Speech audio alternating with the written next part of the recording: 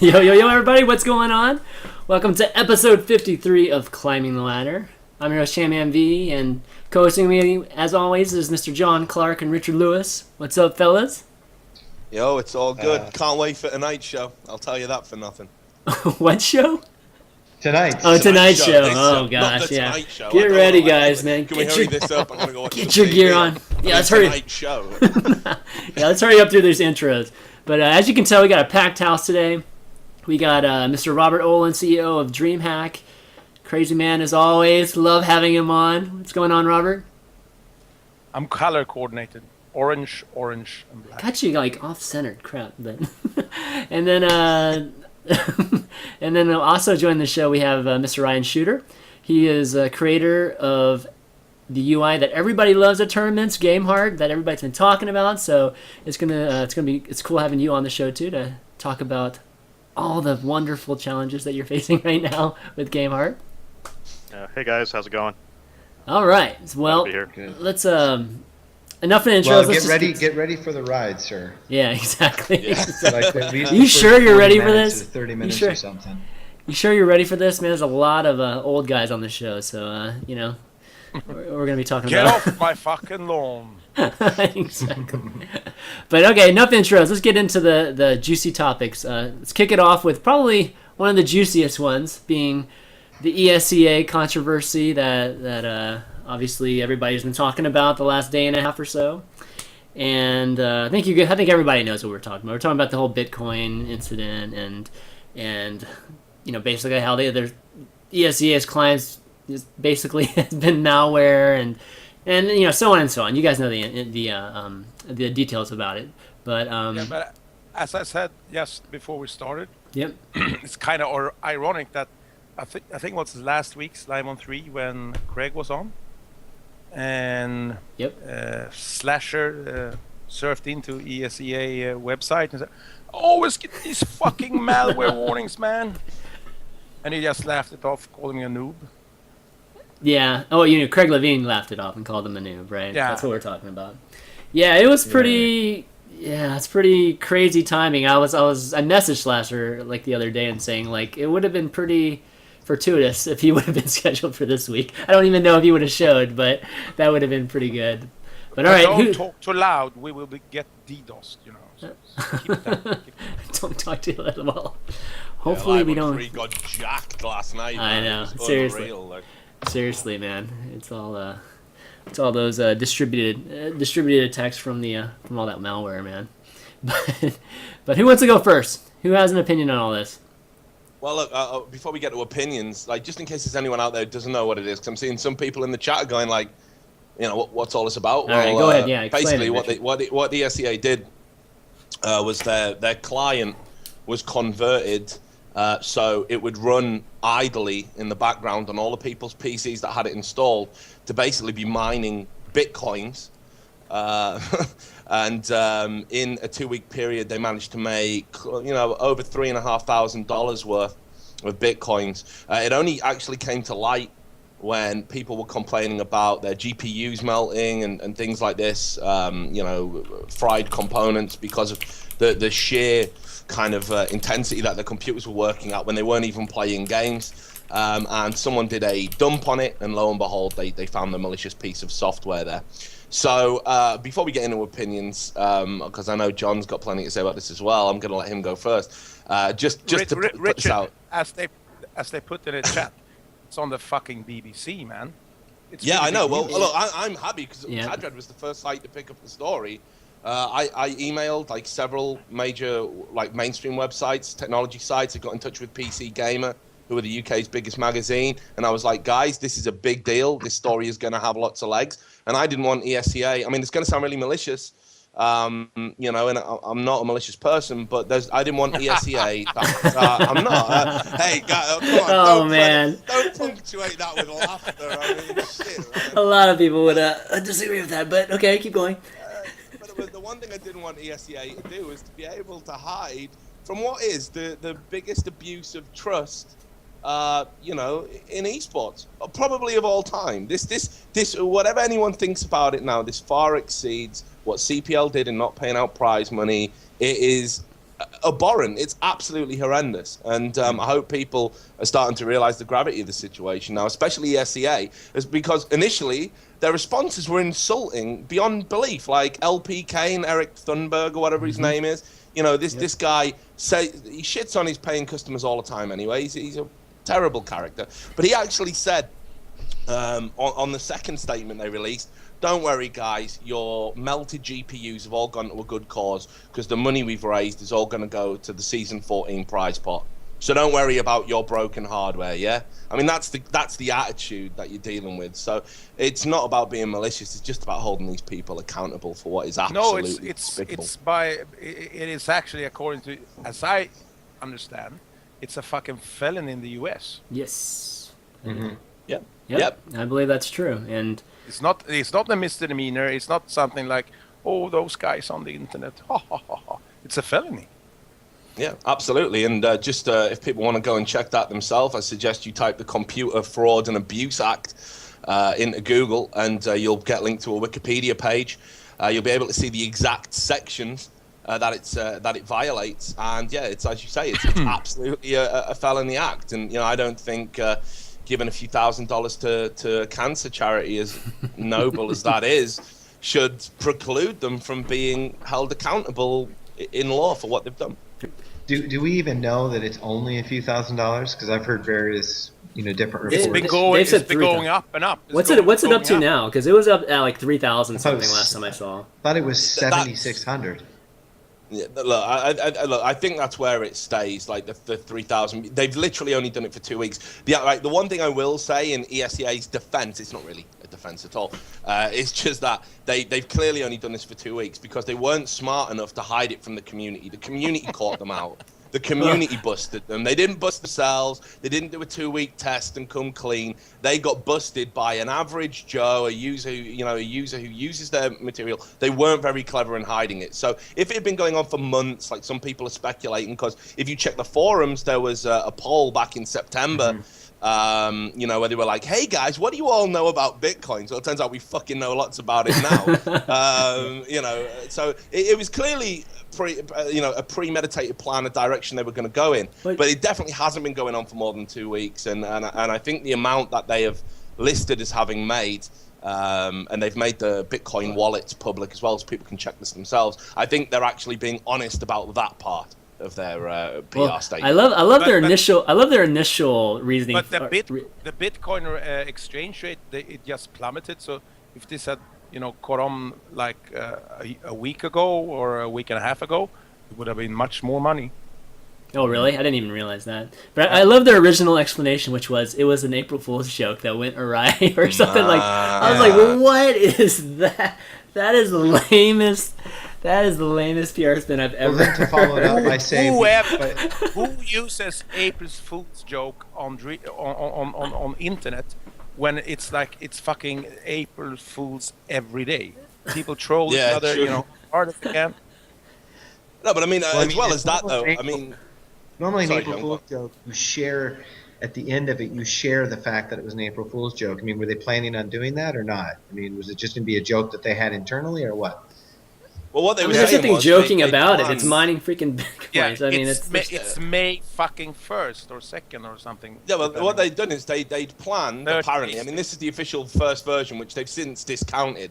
And the fact that it's a matter of public record now isn't going to help them at all. But they said that basically what they did was they made the code, and they were going to roll it out on April the 1st.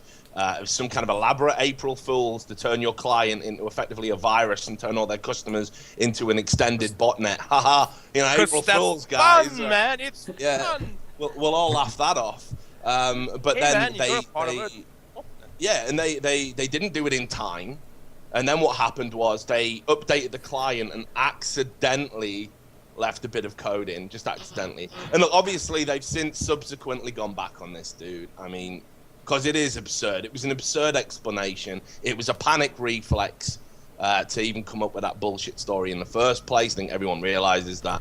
And subsequently, they've released a nice little, well-greased PR statement that, is just as equally unbelievable. Richard, as you know, this destroys us at Dreamhack, actually. Because we had this cunning plan to pay out all our prize money in bitcoins. How the fuck do you do that now? I know, man.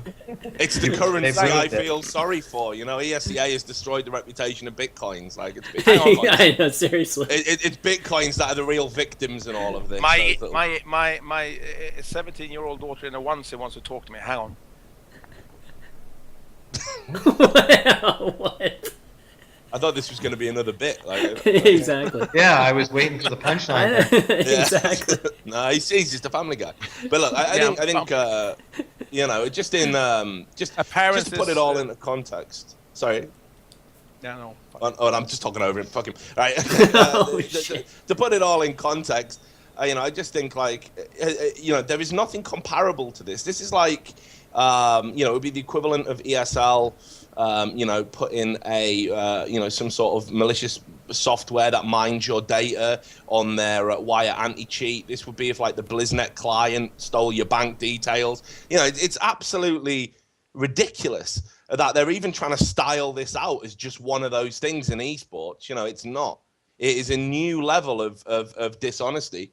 And I'm just looking forward to seeing where this goes, because I don't think people are going to let this one die. I don't think it's going to get swept under the rug. Hang on. Sir Scoot is soliciting for work in the chat here. I have to get the fuck out my lawn. So, we're good. All right, so let's talk about what you guys think should happen to ESEA. I mean, ESEA is you know, they're big players, obviously, right now. And, you know, esports would take a pretty big hit if ESEA just went away. So what do you guys think? You know, I think that's why there's been kind of mixed reactions as to, you know, what people have been saying, you know, how folks, you know, should, I guess, react to this. You know, some folks saying that, hey, you know, let's just focus on like getting these people whose GPUs got fried and stuff, you know, and getting compensation back to them and call it a day. And others obviously are out for their heads. So where do you guys fall on that? John, sorry, you go first. I accidentally robbed the bank. It was actually a joke. However, I went off. You know, I emptied the vault, but hey, guys, I'll pay for a new door, and I'll try to pay I give all my loot to the Red Cross. We're good. Kinda. Well, unfortunately, some people would think that's good, and maybe that is exactly. Maybe that is good. I don't know, but I mean, obviously, something needs to happen so that it doesn't happen again. And an example needs to be made. We've been in esports for too long. Anytime something crazy like this happens, we blow up. We get on IRC. You know, back when IRC was relevant, we would get on IRC. We would make a big deal about it, and then just like in the StarCraft 2 community too, this happens all the time. And then it just goes away. Everyone goes witch hunting for a while. Everyone just gets all up in arms, and then just kind of goes away. And we're like, well, for the better of esports, let's just push it under the rug. And we can't really do that anymore. Because these are people's livelihoods for some of them, and we just can't afford to do that anymore. And so something does need to happen. I don't think they should go away though. Yeah, no, I think as well as that, people have to vote with their wallets, and you know, if they have the attention span or the wherewithal to like fuck them, as the Scoots would say, and go to another service provider. Yeah, but it's not even about that, because like the reason ESEA acts the way it does is because it is almost like a monopoly in the American scene. Yeah, it really is. Treat their customers like shit, and that's why they know that's why they labor under this belief they can get away with it. The most disheartening thing for me in light of this story has been the way that like esports luminaries have come out to not defend, but like to say, come on guys, 10 years, 10 years is good. Fuck Lurpis. He's not a luminary. He's just some failed like 1.6 player. I'm talking about like guys that matter, like you know, fucking you know, DJ Wheat on his show last night, like saying, live on 3. They're talking about how the American scene would be screwed if ESEA went away, and that's true. That's not true. It's gibberish. Don't rock the boat. Don't rock the boat. We all know about business, and we all know about competition, and we all know about the nature of esports.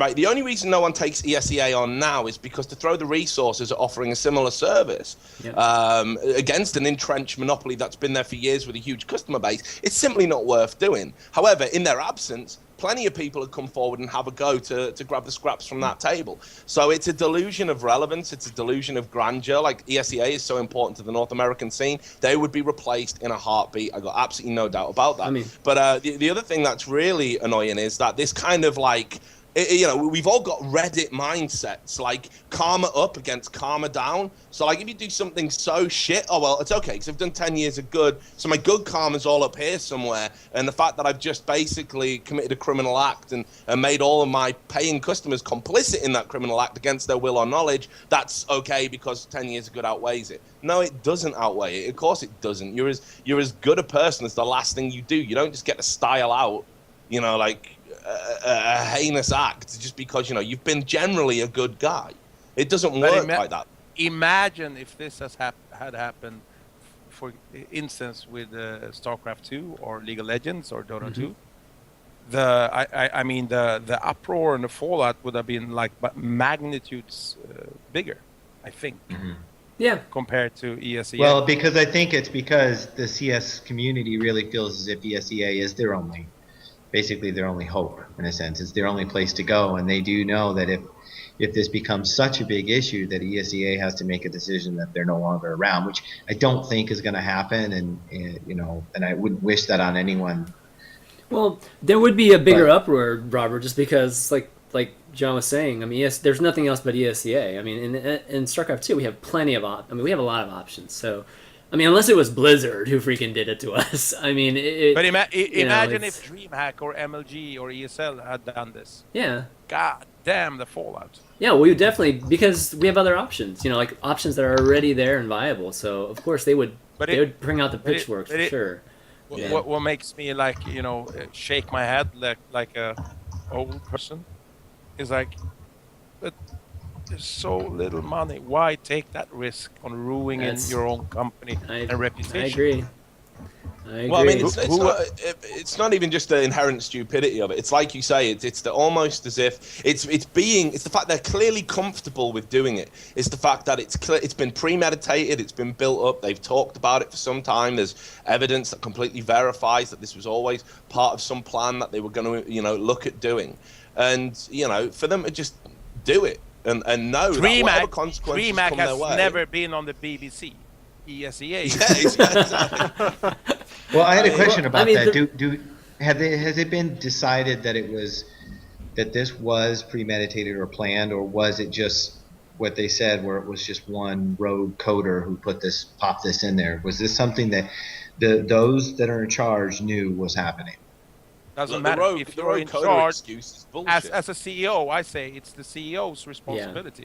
The buck stops there. Yep.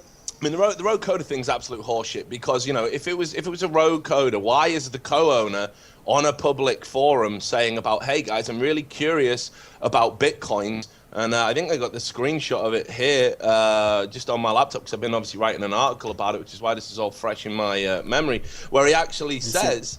Why would I use the servers to mine Bitcoins when I have thousands of users idling their client? This was in September 2012. Yep. This is not a rogue coder who said, hey guys, I found a way to cream some cash. Are you guys in? They've gone no. Well, and he's thought, fuck it, I'm going to do it anyway. This is something that they've talked about internally. Yeah. The evidence is out there, and they need to be held accountable for it. And, if the community, look, the esports community finds ways to disappoint me every day, and I'm sure they don't give a shit about my feelings about that, right? Because, at the end of the day, that's esports, right? C'est la vie.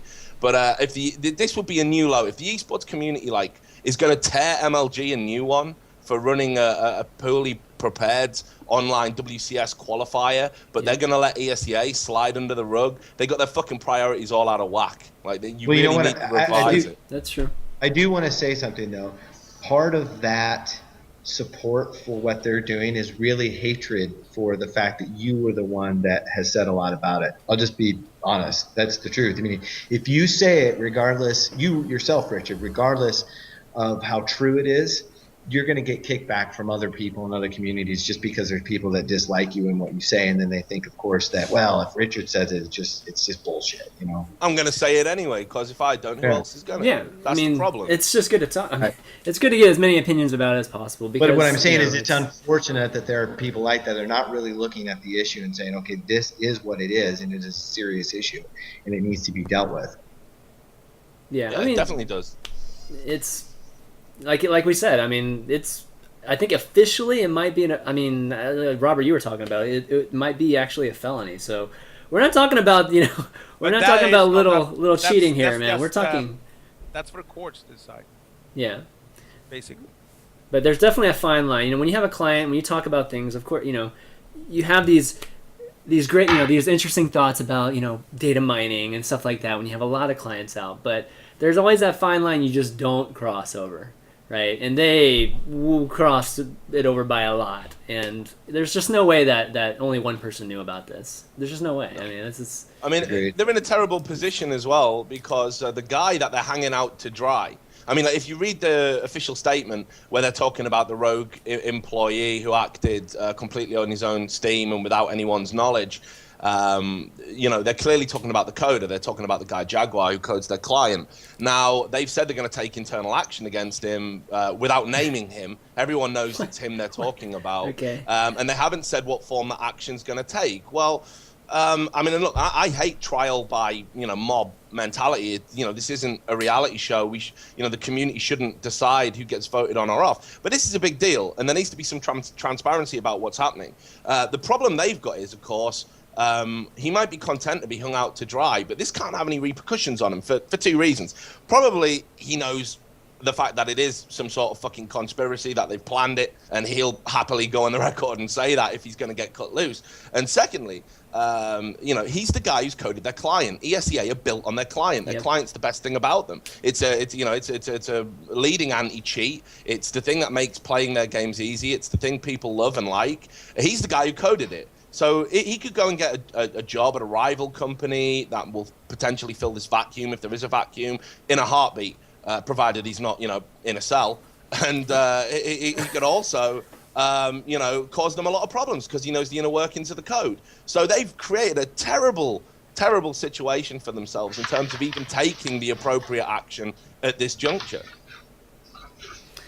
Yeah, I agree with that too. I mean, I think he's very, very valuable to him. And I mean, normally I think he would have been let go immediately, right? I mean, you would have seen quick action, been gone, but he is overly valued, or not overly valued. He's just extremely valued there. So the fact that they're not letting him go yet is, I think, pretty telling and up under the rug. Like John, you were talking about, like you were saying about eSports. I think that's what they're hoping, and I don't know. We'll kind of have to see what happens here, but okay, guys. Well, I think that's enough for ESEA. That's definitely a good start.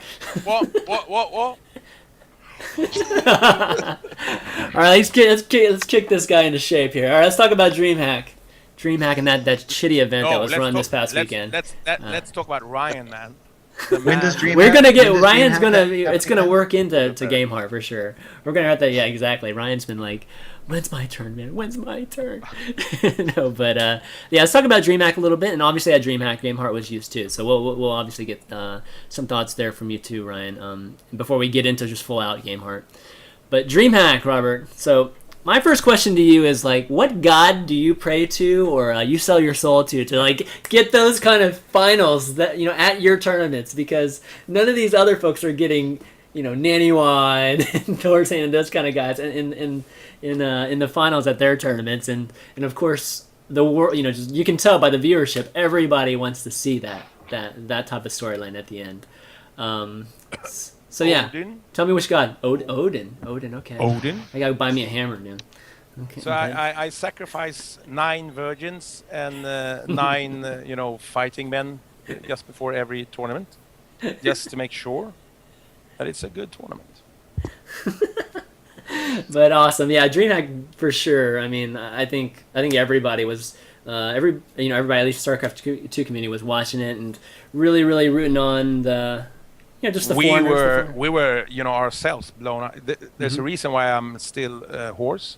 A couple of days ago, I couldn't even speak because I was, screaming during the whole semifinals and the finals for Naniwa. I just went, the whole crowd, everybody, even the people working in the bar went bananas. It was a beautiful. Yeah, I mean the Naniwa Jadom series was amazing, and then obviously the finals were coming down to the 5th game too. Was where it actually could have gone either way too. Was just phenomenal, and the viewership was, I mean, honestly, it didn't really kick in until the end. It's just by 40,000 there at the end. It was crazy. Yeah, it was crazy.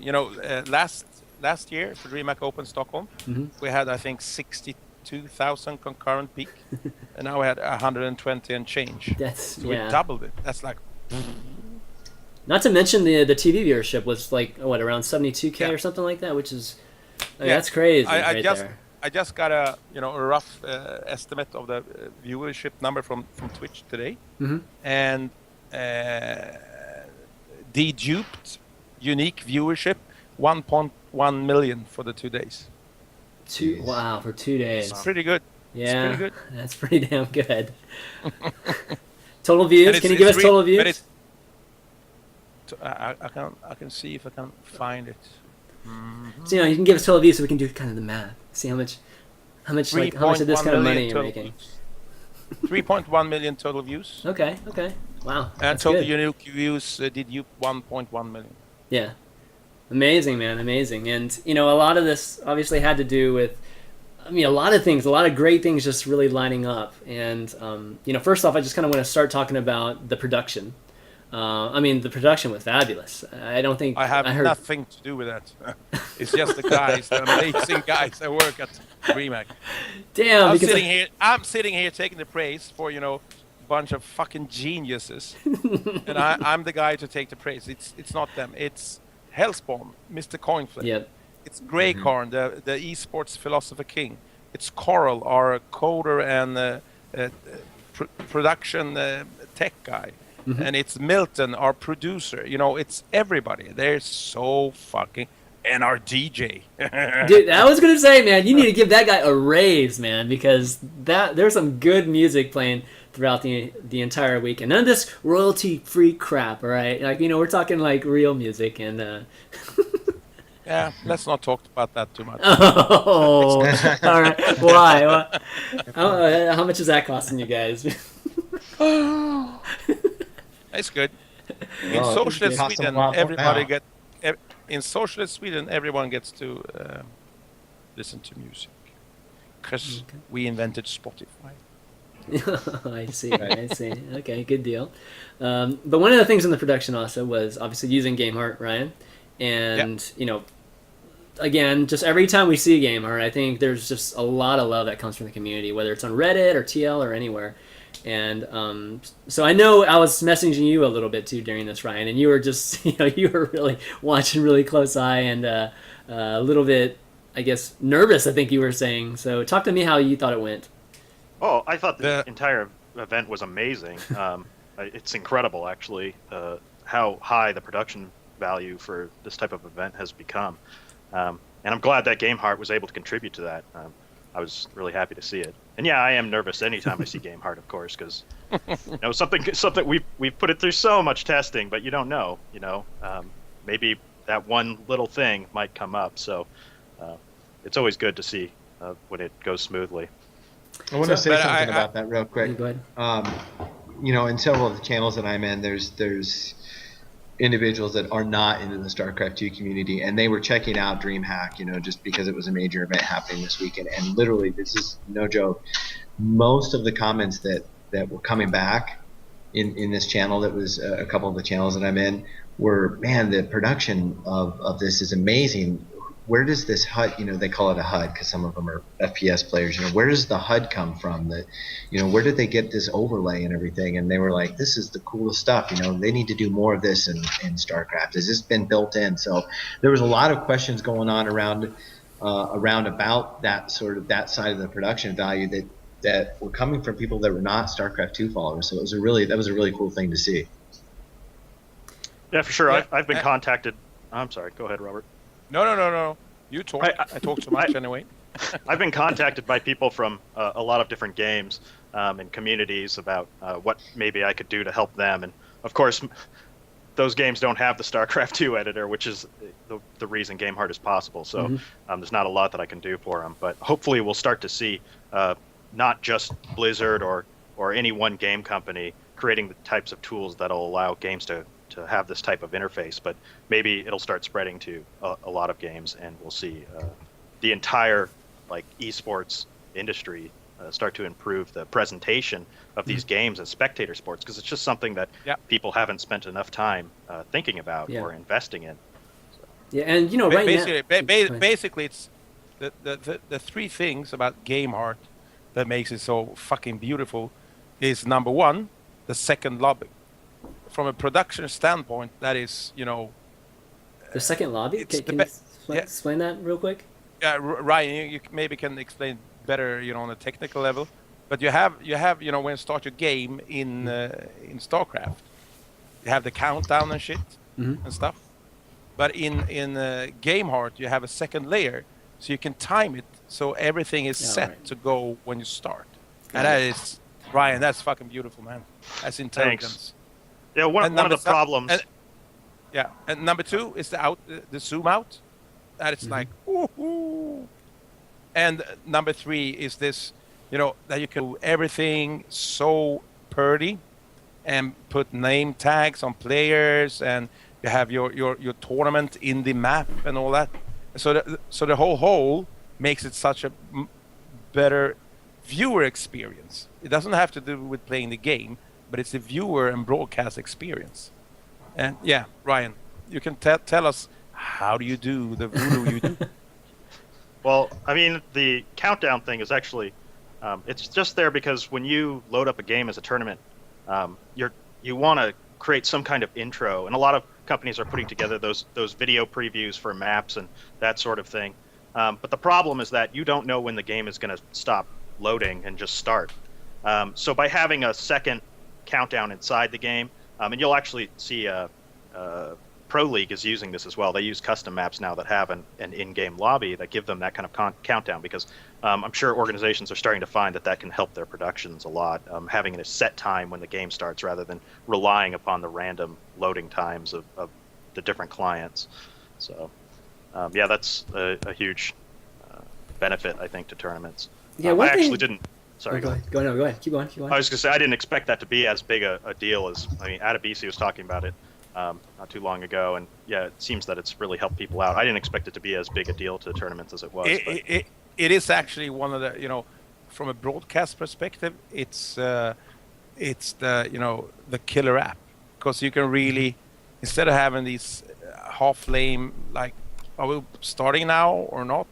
You can actually, you know, in production, you can say to the casters, we're going live in 5, 4, 3, boom. Yep. Makes a huge difference. So, did you get a chance to work with Adebisi a lot, Ryan, like going into it? Because, you know, Adebisi obviously is the OBS of choice and the, you know, observer that we all love. And, you know, one thing I have to say is I didn't see the zoom out too much, you know, like a whole lot this weekend. So I was wondering, like, if you guys got a chance to talk, you know, a little bit more, maybe, you know, may familiarize him with some of the features that Gameheart has that maybe he didn't know about. Yeah, absolutely. I've been communicating with Adebisi. First time I spoke to him was probably about 6 months ago or something. Okay. He was giving me feedback even then, and I was implementing some of his suggestions into Gameheart. So he's definitely been a part of the process. During Dreamhack, I know that, like you said, he didn't use Zoom as often, and I think that's great. It's good to see the different observers sort of developing their own styles or ideas about when it is the right time to use those tools, because they are just tools, and tools can be used you know, the wrong way. And so it's good to see that observers are trying to experiment a bit with that, try to figure out what the right combination is, because overusing Zoom could definitely be disorienting, or you know, it may not be the greatest thing. So Adebisi was pretty sparing about that, and I think it was good to see, because then when it happened, it really, you know, really popped out at you. Yeah. Nice. You know, one thing about Gameheart that... Oh, go ahead, Robert. Ryan, I have to you know, excuse on behalf of Dreamhack the Dreamhack insanity when it comes to, you know, getting things done. I think you experienced that with the Coral and the Hellspawn, that we're kind of intense when we want to, you know, it has to be done yesterday. No. And as everybody knows, Ryan from the, he does this for free. And it's kind of, I don't know, but we love you, man. We think you're the shit. All right, you bring up this subject. We're gonna jump to it. We're gonna get back to DreamHack more. And I was talking to Blizzard people during the event, and I said, dudes, I'm trying to make a good word for you. You actually should hire this guy. He's a fucking genius. I think we've all probably said that at one point to a Blizzard employee. I appreciate that. I don't know how many times I've told Cloak. But I was talking to EVP, so I was talking to nice. high up. Nice. Yeah, that's true. But, okay, so you bring up the subject of, he doesn't get paid for this, right? And, UI and maps, but we're talking in this particular case, UI creators, they have to approach tournaments, right? You have to approach tournaments, or you try to approach Blizzard to make a more universal thing. But right now Ryan's I think in position that he has to approach all the different tournament organizers right now to try to get Gameheart adopted. And Ryan, I know one thing you mentioned, and you can talk about it a little bit too, is just like right now the whole issue of compensation or just some value derived from this. Just not having it be completely just a charitable community, type of, I guess, project has kind of come up, because there's always a point in esports, right, where it's just like, you do stuff for the community, it's free, and then there's that moment where it's like, okay, it needs to kind of switch over something where I'm I start getting compensated for something that actually does bring value, to the product. So Ryan, talk to us a little bit about where you are with that currently. Well, first of all, I don't really think it's anyone's responsibility. I mean, I made the decision to do this, right? I didn't go into it going like, if I do a good enough job, they'll pay me eventually. I started it expecting it to be a 1 month project, and then it was a 3 month project, and then a 6 month project, and so on. And so it's not anybody's responsibility to make sure that I get paid or something like that. I haven't put out my PayPal to take donations or anything yet, and I'm not sure if I will, but it's definitely something that I'd love to be able to make, money doing this type of thing.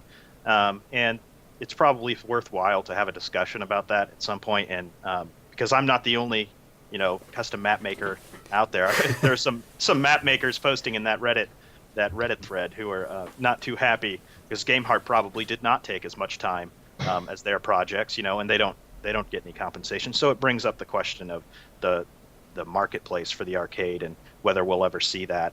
Maybe All Stars will influence that or something. Because I know there's been other developers who are producing products specifically for the marketplace, which we've never seen. So what's happening to them, and so I think it brings up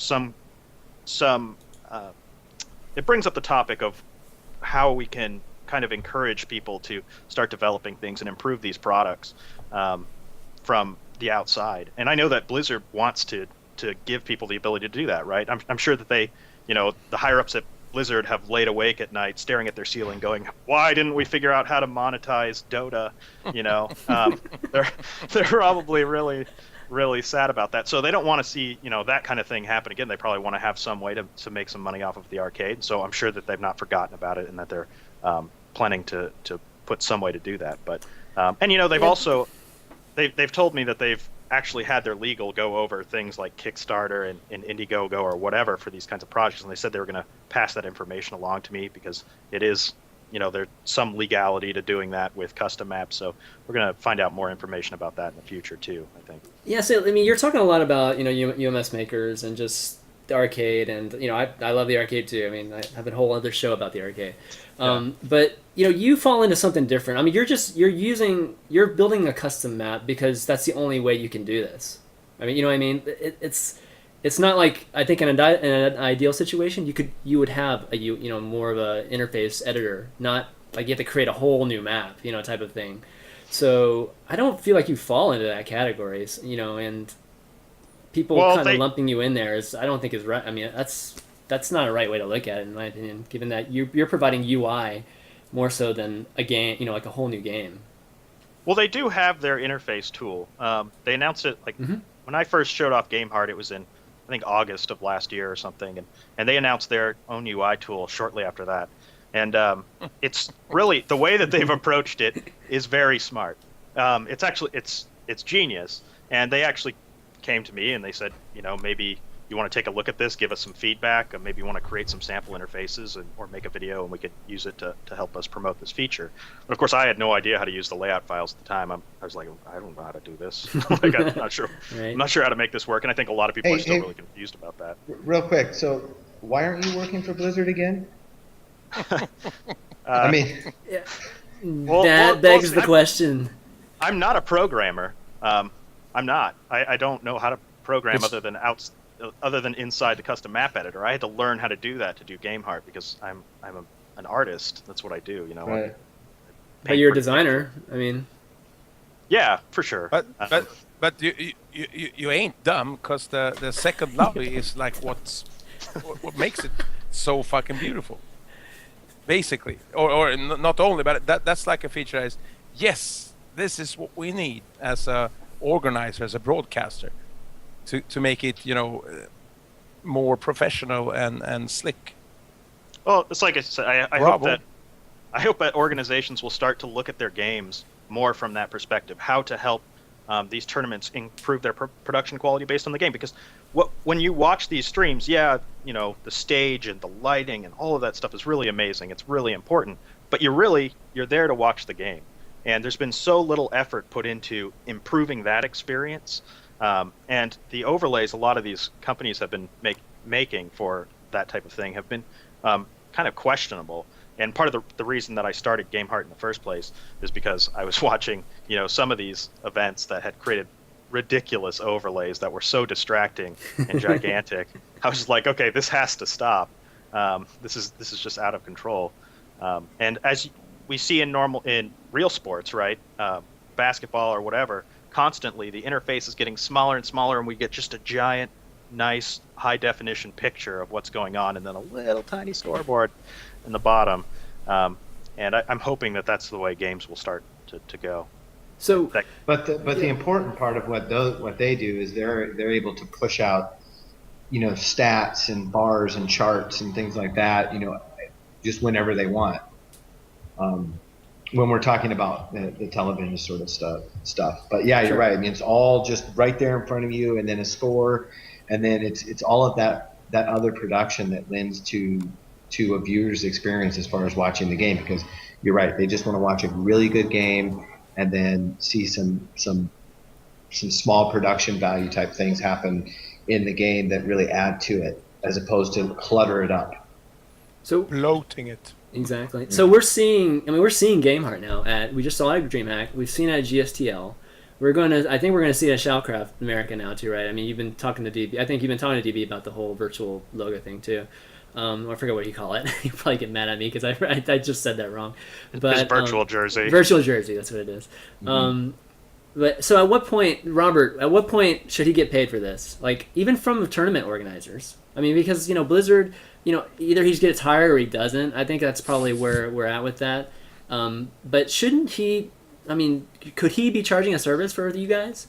This is a IP fucking minefield. I know. Gosh. Well, something you guys may not have considered as well is I don't necessarily want to be paid by tournaments. So, say if a tournament says, "Hey, we want this," I have the creative control right now to say, that compromises the integrity of this project. Like, the whole point of this project is to do this, and what you want me to do is contradictory to those goals. So by staying independent of these tournaments right now, I believe that I can provide a higher quality product. So there's a lot of controversy about whether the resources should be at the bottom or the top. Hey, Ryan, man, you're independent. Dreamhack is independent. Yeah. We're independent together. Yeah, but just because you're independent, Ryan, doesn't mean you can't charge somebody. You know what I mean? Like, they're still using what you're using. They're using your the product of the service that you use, even though you don't own the IP. It's based on an IP that Ryan doesn't control. Yes. Yeah. Kind of. I'm not that well versed into American copyright law, but I think it's a fucking jungle. Well, I mean, Pro League hires Team Crux to make maps for them. I mean, they pay them a service to do that, I think. I'm pretty sure they do. I mean, we're going to be talking about next week.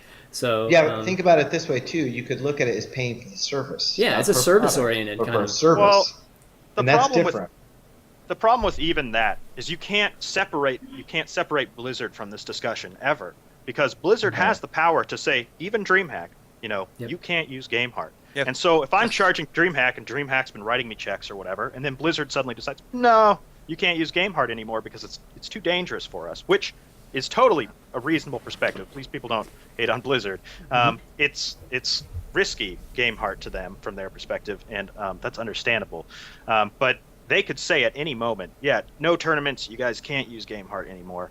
And so if I'm charging people to use it and then they do that, I'm like, well, I guess here's your money back. There's a lot of confusion about that topic as well. And that's why I have to communicate with Blizzard to find out their plans.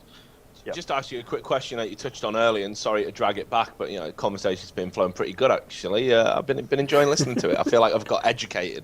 But you said you wanted to avoid maybe the donation thing, and you thought about it and then kind of maybe discounted it. So I just wanted to get your thoughts on why that would be, because obviously what you're putting out there is so incredibly useful. We hear nothing but good things about it. The community are completely behind it. They all say you enhance their viewing experience. So why is it that you've decided not to kind of ask the community to chip in? And on top of that, it was #1 on Reddit like a day ago or 2 days ago that you should be compensated for Gameheart, right? We were bad guys because we didn't pay. Yeah. No, I mean, I'm not saying about no, that. Robert. It has nothing to do with it. We're talking about future. We're talking about future. Fucking invoice, man. We're talking about future. We're not talking about wallet at him. I mean, this is the thing.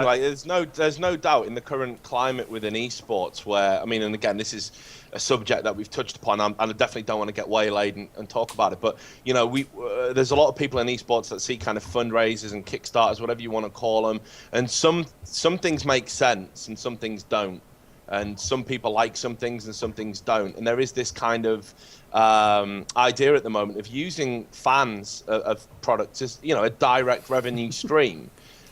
Which I think makes sense for some things and not for others. So I was just wondering why it is you've decided not to go down that route when other people have. Well, first of all, let's say I haven't decided yet. That may come about, but I feel like it closes doors for me. If I just throw my PayPal address up there, it prevents. I don't want to later say, oh, I'm going to do an Indiegogo, and here's my goals for Gameheart, right? This is what I want to do. It's going to take me this many months to do it. And so I want your support so that I can continue to pay my mortgage or whatever and live and make this project so that you guys can enjoy it or we can improve the StarCraft 2 experience. But the problem is if I just open up my PayPal for donations, I feel like I can't do that later because it's like I'm bleeding the community or something. And I don't want to do that. That's not my goal. And even something like that is questionable again. We go back to the issue of what's going to happen? Is Blizzard going to say no, tournaments can't use Gameheart? Is Blizzard going to add all the features in Gameheart so that it becomes obsolete? Which, by the way, I wouldn't mind because then I wouldn't have to maintain Gameheart anymore. So that's, that wouldn't be a bad thing. But yeah, it's like the question is what's going to happen in the future, and I don't want to take donations from people, and they might have expectations by putting those donations out that I may be unable to meet because of reasons out of my control. So that does concern me, but also because it's not a sustainable thing. I'm looking to get a job somewhere. I'm using Gameheart to promote myself and hopefully get the attention of tournaments or whoever else who might be interested in a graphic designer or someone who want to move to Sweden. I wish I could. I've got a dog I can't put on a plane though, and I love him too much. I don't think I'd be able to go overseas. You can't put him on a plane, really? He's a nervous 180-pound monster. 180-pound monster. Oh my gosh. 180 pounds. Come here, buddy. Let's see if these guys can see you. That's a bear. Yeah. But, I think it's a real shame, man, because what you're talking about for me is kind of the esports standard. You're putting something into the community. You're not necessarily asking anyone to support that beyond everything you've said. Makes total sense, and yet what you're providing enhances the StarCraft 2 experience way more than some of the other things that we see people kind of, almost expecting donations for. I guess, I don't know, I guess it comes down to the individual. But I mean, is it something that you feel you completely rule that out, or is it something that if the project was ever in trouble, you would maybe go back to? Well, I just want to add one thing on to Richard's thing too, is that there's a lot of people that want to help you, like they want to give you money. I mean, it has nothing to do with, I'm only going to give you money unless you just like continue maintaining. There's people that just love your work so much, they want to give you like $5 or $10 or $100, whatever it is. And right now, there's just no way to even support you outside of, outside of maybe giving good comments on Reddit. That's about all people can do right now.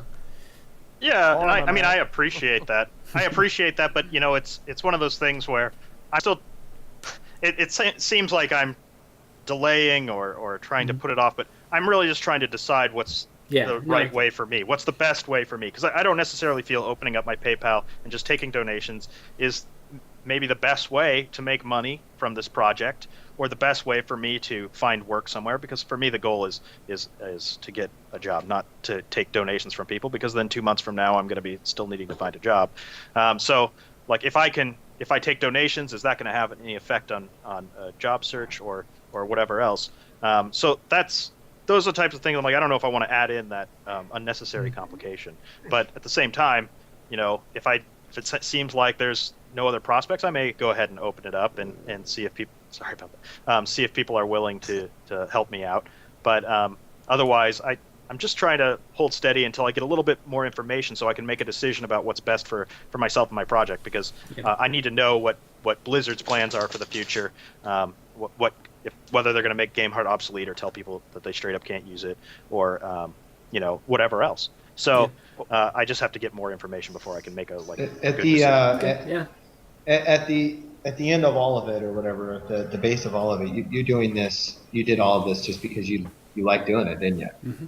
And none of that other stuff really matters, although it's starting to come into play, obviously. But you'll probably just continue to do this because you're passionate about it, right? And hopefully someone will give you a job to do something similar.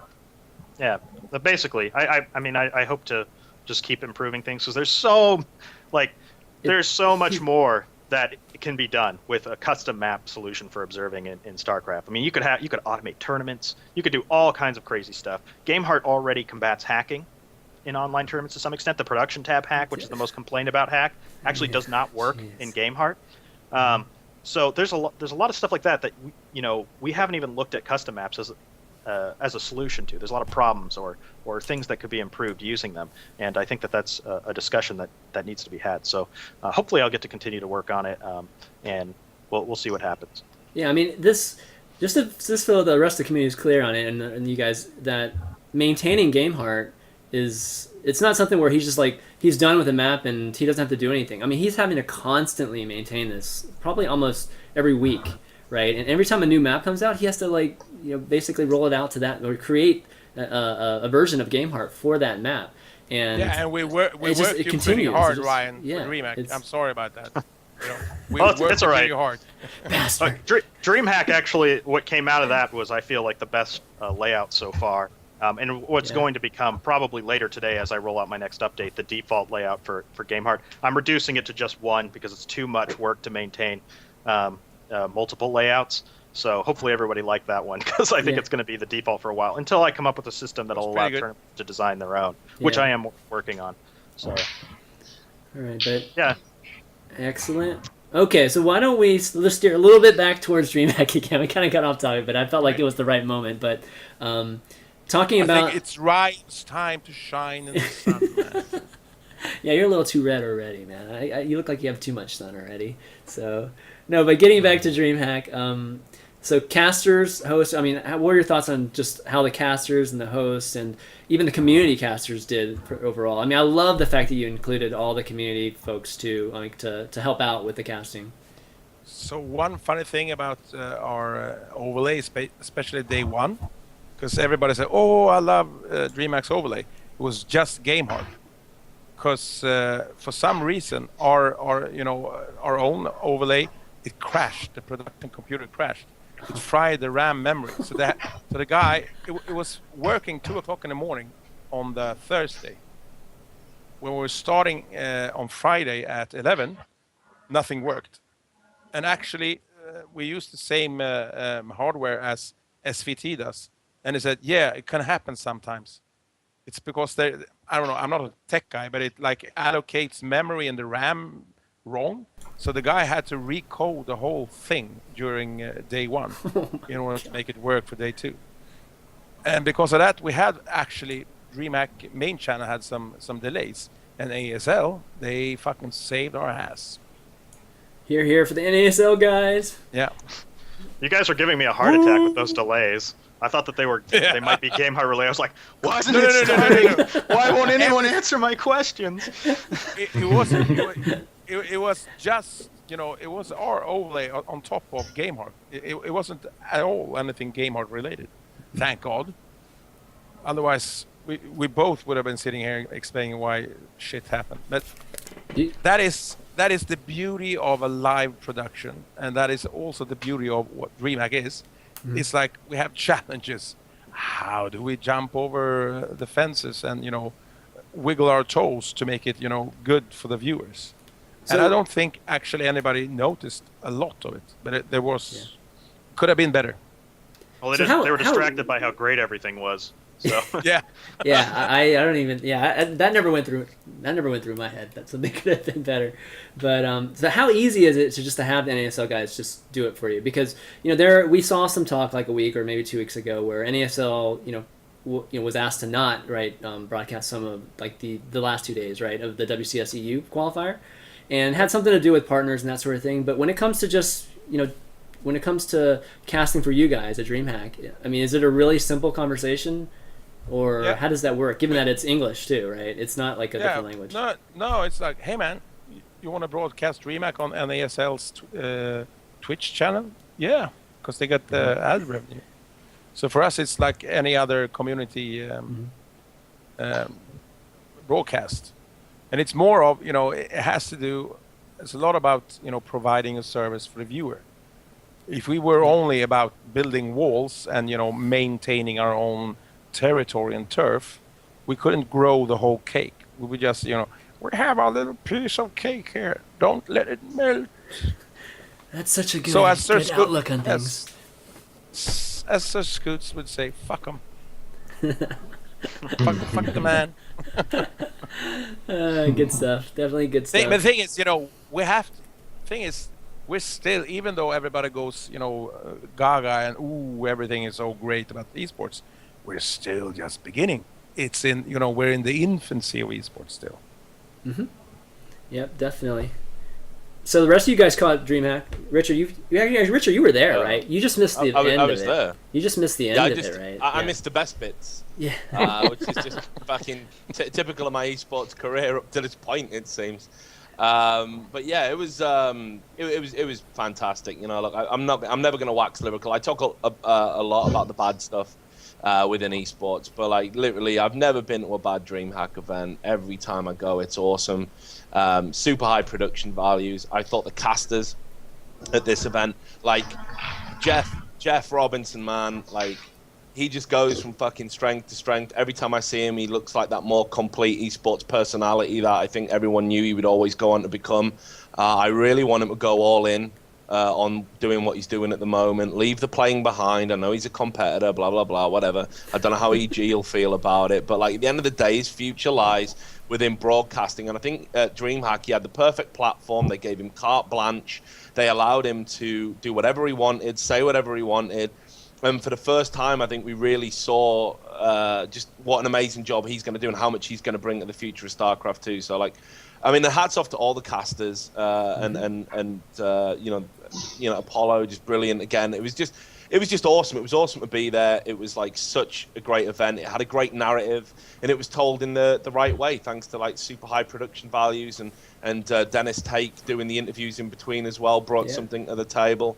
It was just awesome. I mean, like it was the best StarCraft event I think I've been to in a long time, and I was impressed by what IEM did. Ever. I mean, possibly ever. No, I'm not even joking, because Start kissing. Yeah, Just like an ass there. size-wise, it was perfect. It wasn't too big. It felt like, the player area was very close to the fan area. It was literally up a staircase. And for the press and the media who were there, it was like it was real easy to gain access to everyone. But the atmosphere, man, like the pop Naniwa was getting from the crowd, same for Grubby, and when it was full, and it was at capacity, they did sell all the tickets. It was just, you wouldn't believe you were watching an esports event. The volume there, when you were there, it was like, it felt almost like, Nuremberg 1936. We're going to start a world war here, man. The energy in that room, man. Fuck me. That's why I'm still. It was electric, man. It was absolutely electric, and it was interesting to see the dynamic of having the casters like doing their banter live on stage and telling jokes directly to a crowd. It had elements of like being at a stand-up show. At sometimes there was asides to the crowd and they were laughing, and it didn't feel like that awful forced laughter like when a Korean player tries to tell a joke, and because it's his first attempt at a joke in his entire career, we all laugh and like just to make him not feel bad in the hope of seeing his real personality further down the line. It was actual genuine, and I just feel it's like, at a time when it looked like other esports organizations were like failing and falling behind a little bit and maybe letting StarCraft down a little bit after this huge WCS announcement and what that means for the future of it as an esport, Dreamhack just came in and just, bossed it, man. They just played a trump card. It was incredible. We just do what we do, man. Exactly. Thing is, all we ever do, apart from, getting karma at Reddit, is to provide the best level of entertainment to the audience and trying to boost the players as high as they can get so that they are the stars. Everything else is, circumstantial and bling bling in order to make this work. Right. So, go ahead, Chris. I was going to say from a storyline standpoint, I definitely have some comments. Tournaments. We always script our tournaments. So it's script. But the storyline, obviously it's been done before. Yeah, no kidding. The storyline's obviously played out really, really nicely, and a lot of it had to do with the format. And John, I know you wanted to talk a little bit about just the format, good and bad. So, what are your thoughts on DreamHack format? I absolutely love it, and I'm just baffled by how others don't see why it works. There's always a complaint about single elimination, open, and double elimination. And you guys just said, you know what? We'll just give everyone that has an opportunity to sign up at least 3 games minimum. We'll just create groups, and then we'll just move from there. And I thought about this even more the other day as we were talking about it, what we're going to do maybe on the show this week, things that we were going to talk about when Chris and I were having a little powwow, is that through each stage of it creates storylines at each stage, and you could have pros, the top players mixed in with 3 other, noobs basically, and at some point you're still going to get a story out of all of these different groups that are happening. And I just thought it was a really good way of doing it. And I wanted to ask, is it you or is it someone else in your group that said, okay, this is the format we're going to roll with? And this is why, or was it just dumb luck? We just said, well, let's just do group stages.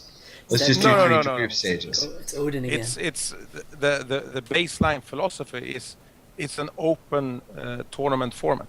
Mm-hmm. Yeah. And there's we started with 64 slots, but we had to increase it to 96. But we're still like 150 people in total who wanted to sign up, so we had to say no to almost half. But the basic DreamHack philosophy is it's open for everybody. Mm-hmm.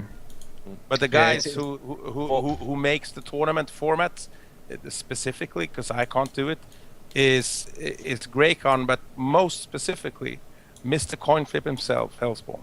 He's a fucking genius when it comes to tournament. I was just going to come to that because, for all I've just sang your praises.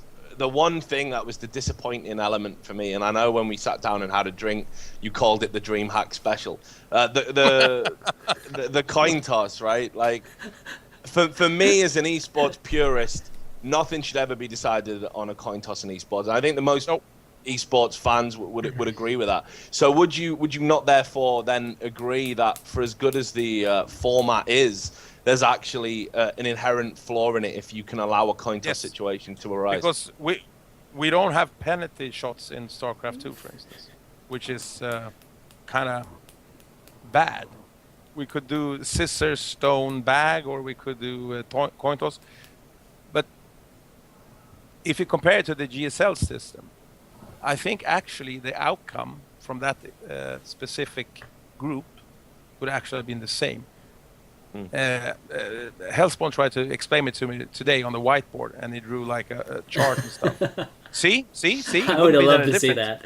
Yeah. And I went, yeah, I think you're right, but I'm too dense to get it. But it's we have to weigh off, because I hate double elimination. It's the stupidest thing there is. There's no fucking sport in the universe worth its name that uses double elimination or extended series. It's like, who's winning? I don't know. Depends. Do we have to face the same opponent twice in order to? It has to be, a round robin format with group stages that finally leads to the playoffs. There's a reason why every sports that is big uses it.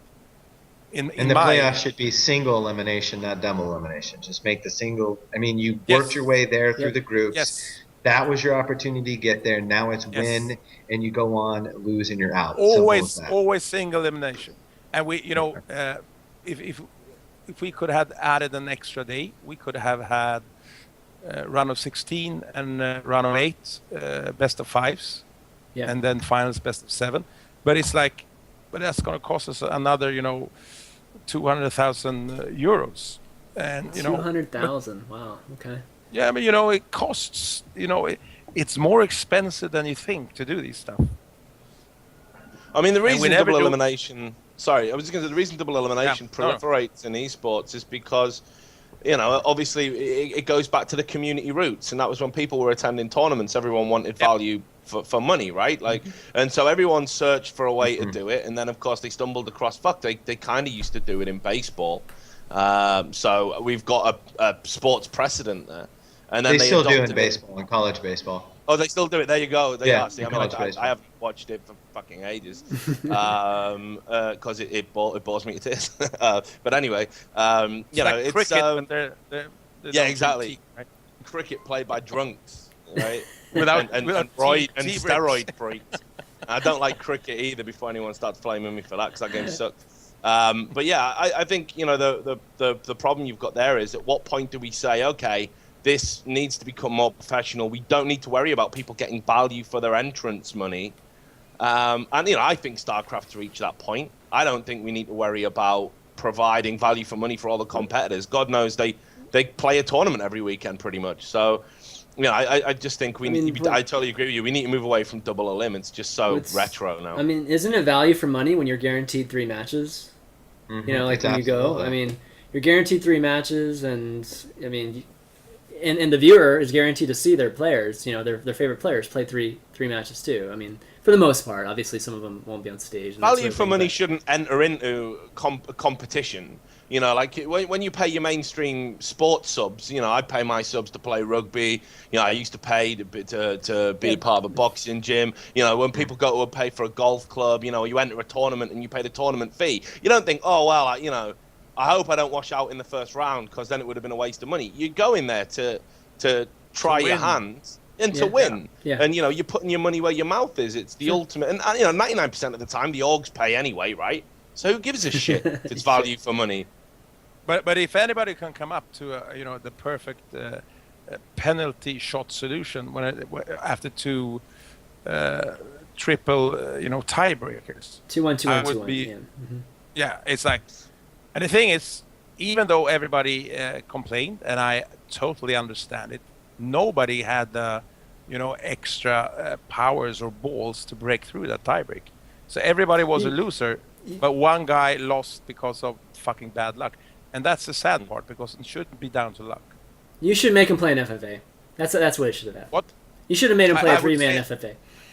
Yeah, but the thing is, we couldn't delay the tournament any longer. I know. I'm just kidding. Why can I not? It's a tough fun. When we go to Valencia in July, I think it's gonna get fucking tarred and feathered. Workers killed. Say Odie says worker killed. Okay, so like a stat line being the tiebreaker wouldn't be a terrible Yeah, way we could use coins, rock, paper, scissors. No, not that. But that's too silly. I don't know. I want something, No, he was saying like no, a stat like line, total units killed or something like that. Some stat line that could be the tiebreaker for you. Yeah. Right. I mean, or like who won their game in when we are at time when we are at 2 time breakers, we're really at the at the end of the line when it comes to timing to make sure that the whole tournament flows. Otherwise, we're going to have these 2005 Counter-Strike tournaments that ends at 6 o'clock in the morning. Nobody wants that. No, I agree, but that doesn't change it. You don't have to play anything else except for just tally some stats. Don't take it up. Don't take it up with me, please. He doesn't understand. Where's Hellspawn? Where is he? Chris, why can I not find the example I was going to discuss about the other type situation? The other one. Oh, the other one? Oh, okay. Just go to Wikipedia. Wikipedia. I'm looking. Okay. Who was it that was in the match? Do you remember? Because I don't want to reference it without being. Gumio and Lucifron and. No, this was a different, and I'll explain it. Maybe you'll know. This is a different situation in which it was a 3-0 at first, so they were 3-0, and then 2 players were tied at 2-1. And you guys gave the second place finish to the guy that actually lost to the third place finisher. Because you used, very similar to what I blew up at ESL about and Carmack about last year, was you used the games in the best of series to determine the tiebreaker. The total games. He's talking about total games. Head to head. Yeah. You're getting really technical with me. I'm just a poor CEO. I'm not the tournament guy. Okay. Thing is, I have 110% complete trust in everybody that works at Dreamhack. Yeah. They tell me, they put me in the place all the time, so I give them the the space to make the best decisions, and I never ever countermand anybody's decision in a a tournament structure, because if you're the head admin, you're the head admin. It's your call. Yep. That's excellent. We're gonna have to pull Hellspawn in here one of these days to talk about that. Yeah, I'll have to message and find out. I think it speaks volumes about how well Dreamhack are liked, because at the end of the day, like, people might complain about it, but it was pretty much perceived to be a minor blip on what was an excellent tournament. I think had you been anyone else, had you been an MLG or something, we'd still be pitchforks talking about it now. Yeah, exactly. You would have been crucified. So I think it's a shame that it had to happen, but I think the tournament served up so much good stuff anyway. Let's remember, MLG had a good event too, like a few months ago. It's just the I love MLG. The WCS was fucking good event. Yeah, I hate the way they get castigated. It was awesome. Yeah, exactly. Yeah, it was awesome. Yeah, it was a really, really, really, really good event. Mm-hmm. I really enjoyed it. But yours was better, right? No, it's like we're bananas and they're bananas. Kind of. All right. But just to close out the storylines, I like the format too, just because it was cool the first day, because a lot of the folks that finished 3-0 in their groups, they made storylines. They're all over Reddit. Like Huck, for instance, like 3-0 in his group. I mean, he was like a big talk of the first day. Obviously, the second day was different, but there were a lot of different folks being talked about in that first day, and the format allows for that. Just being the group, just the kind of 3 groups. So that's the biggest thing for me. I really, really love that format. But I do have one request for you, Robert, about possibly change. One request, and I know you can control this too. So the champagne celebration, man. Do away with that. Get rid of that, dude. No! It's embarrassing. My God! At least teach them how to do it, or bring a sword on so they can just knock it off. But no. It's painful to watch, dude. If they can't fucking watch Formula 1, they should get a fuck off the stage, man. The thing is, it's supposed to be awkward and fun, and it's a time for me to laugh behind my hand. Young ones. Yeah. So fucking open up. So it's meant to be an embarrassing moment for people. But the thing is, remember, we instigated this tradition exactly a year ago. Yeah, that's right. It's 12 months. It takes a while for gamers to become more physical with their hands. Oh my god! Take it easy.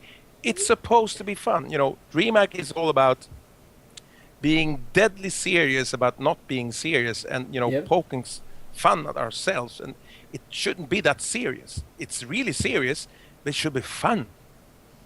Well, I don't think it's any more ridiculous looking than the trophy kissing like stuff we see on GSL all the time or anything like that. I mean, every award ceremony for esports events, I think, is actually going to seem a little awkward for a while, right? Yeah. Like, it's just, I think it's something that has to be accepted. But yeah, I think you've probably got the right approach, just doing something that's really fun, even if it's awkward, making it clear that this is about fun. And I think that's pretty because cool. if you see the audience, 2,000 people seeing a guy, awkwardly trying to open a champagne bottle, but they're all behind him and they love him because he's making an effort and they want to celebrate with him, even though he's never seen a bottle of bubbly before. So we ain't gonna stop it, man. Okay, if you don't stop it, at least have a PSA or a tutorial on how to open a champaign bottle. See, that could be funny. That could literally be in a player pack. But If you have a player pack, like an that would be infographic. awesome. If you win our but like- event, here's how you properly open a champagne bottle. Hey man, John, I'm gonna contact you. You can make a proper infographic for that, with clear, hands and the shape. Maybe I'll actually do that. Thumb here. Thumb here. Spray at audience there. I gotta make my note here. Infographic. You could also push it further the other direction. You have you have the big screen behind the player doing the champagne. There you go. Walking him through it.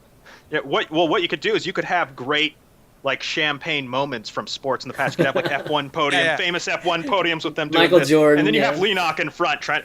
Oh, no, that would be this open. And you got okay, these that would be epic pretty scenes funny. of That's celebration trolls behind. them though. But That's actually one trolling guy. them. Last year, WCS EU finals, there was a guy who knew how to handle the ball of champagne. Stefano. Yes. Yeah. He's French. It was good. Another thing I look at as well is maybe you could make it even more awkward and get a couple of girls in bikinis to come out and open the champagne up and foam it up a little all over the winner and stuff. Just so we can see a real horrendous spectacle of some lady killer StarCraft 2 player. We might be able to do it in Spain man. and Bucharest, but doing that in Sweden, I will be tarred and feathered by the feminist brigade. They would burn Dreamhack down. So bring Jeff out in. Oh, that's true. Equality. Exactly. That would be I pretty love funny. Jeff. Jeff is actually the first time he came to worked at Dreamhack. We realized, instantly that he has the same, warped mindset as Dreamhack has. It's about entertaining everybody else. It's not about, maintaining, a facade. And he does it beautifully, I think. I mean, let's just be clear. We don't want to see Jeff in a bikini, okay? He's talking about just Jeff, No. Mankini. And that won't be in my infographic either. This guy Jeff, he's he goes on to all these events and he does amazing things. He's up on stage at Dreamhack and in front of 120,000 people on stream, this huge stage.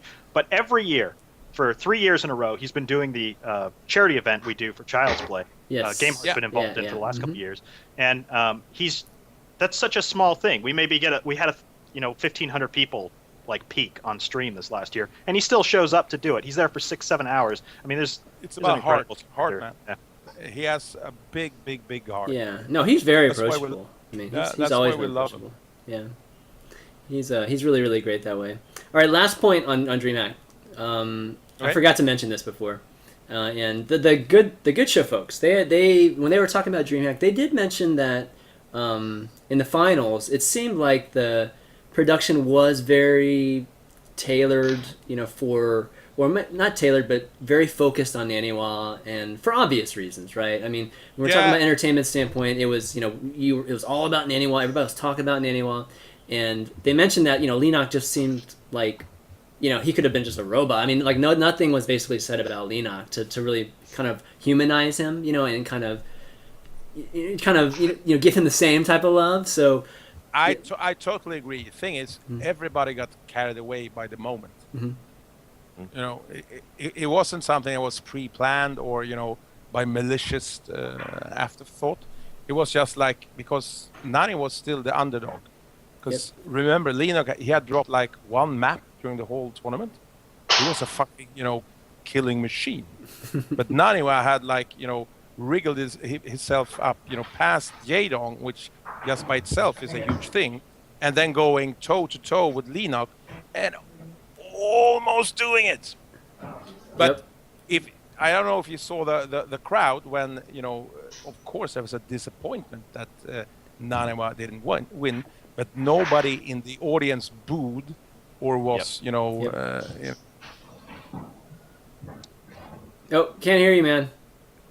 Your mic's just Hello? You hear me there now? you go. Yeah, okay, there you go. Yeah, but nobody in the audience after Lenok won, booed or behaved indifferently. Everybody cheered him because he was the obvious champion.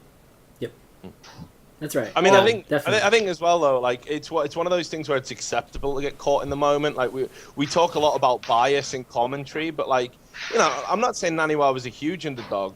But he was an underdog, right? Like, and certainly against such a strong field, and being a local guy on home soil, I think it's completely forgivable that maybe, as you say, people did get caught up in it, wrapped up in it, and and by the end, when Lenok, it came out, and it's like Robert says, people respected.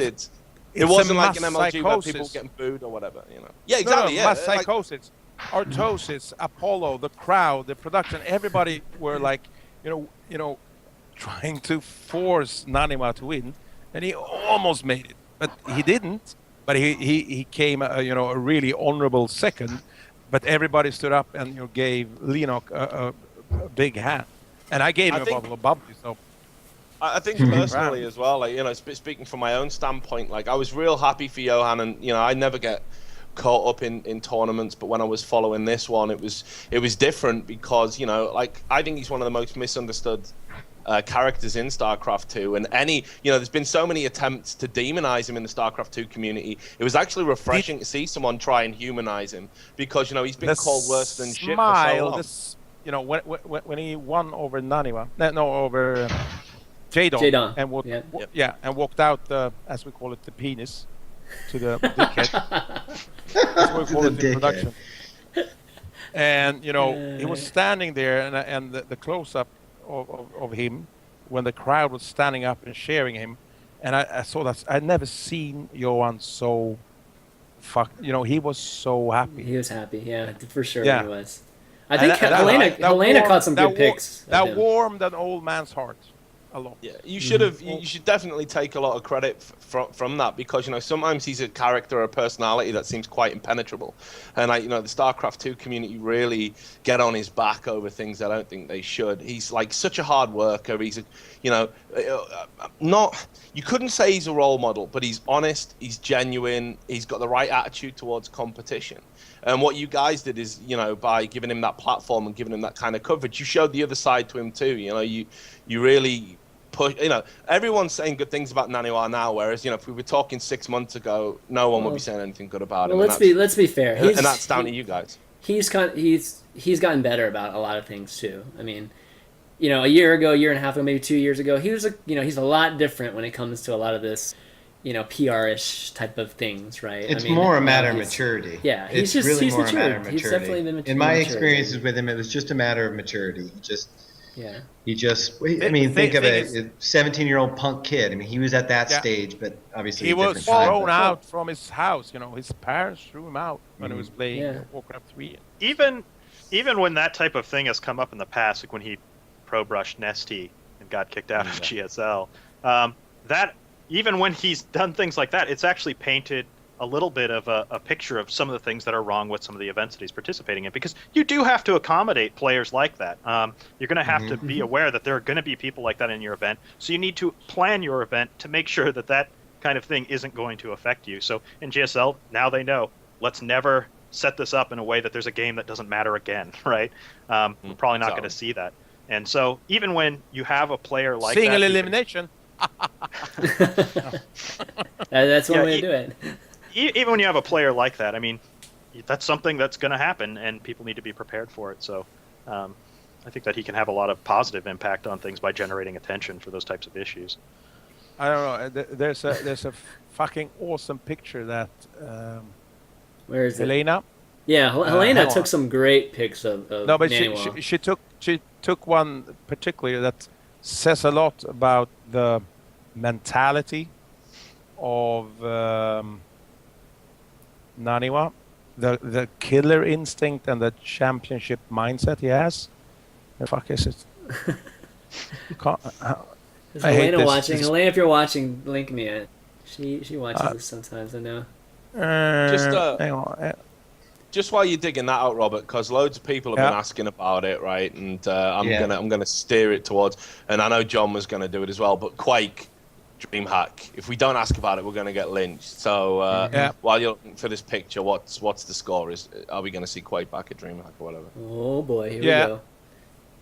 Yep. Okay, that's the answer. He said it. Sooner or later, it's not down to us. I'm afraid to say. What do you mean? We're how's that? Charity. Yeah, everything's down to you, dude, isn't it?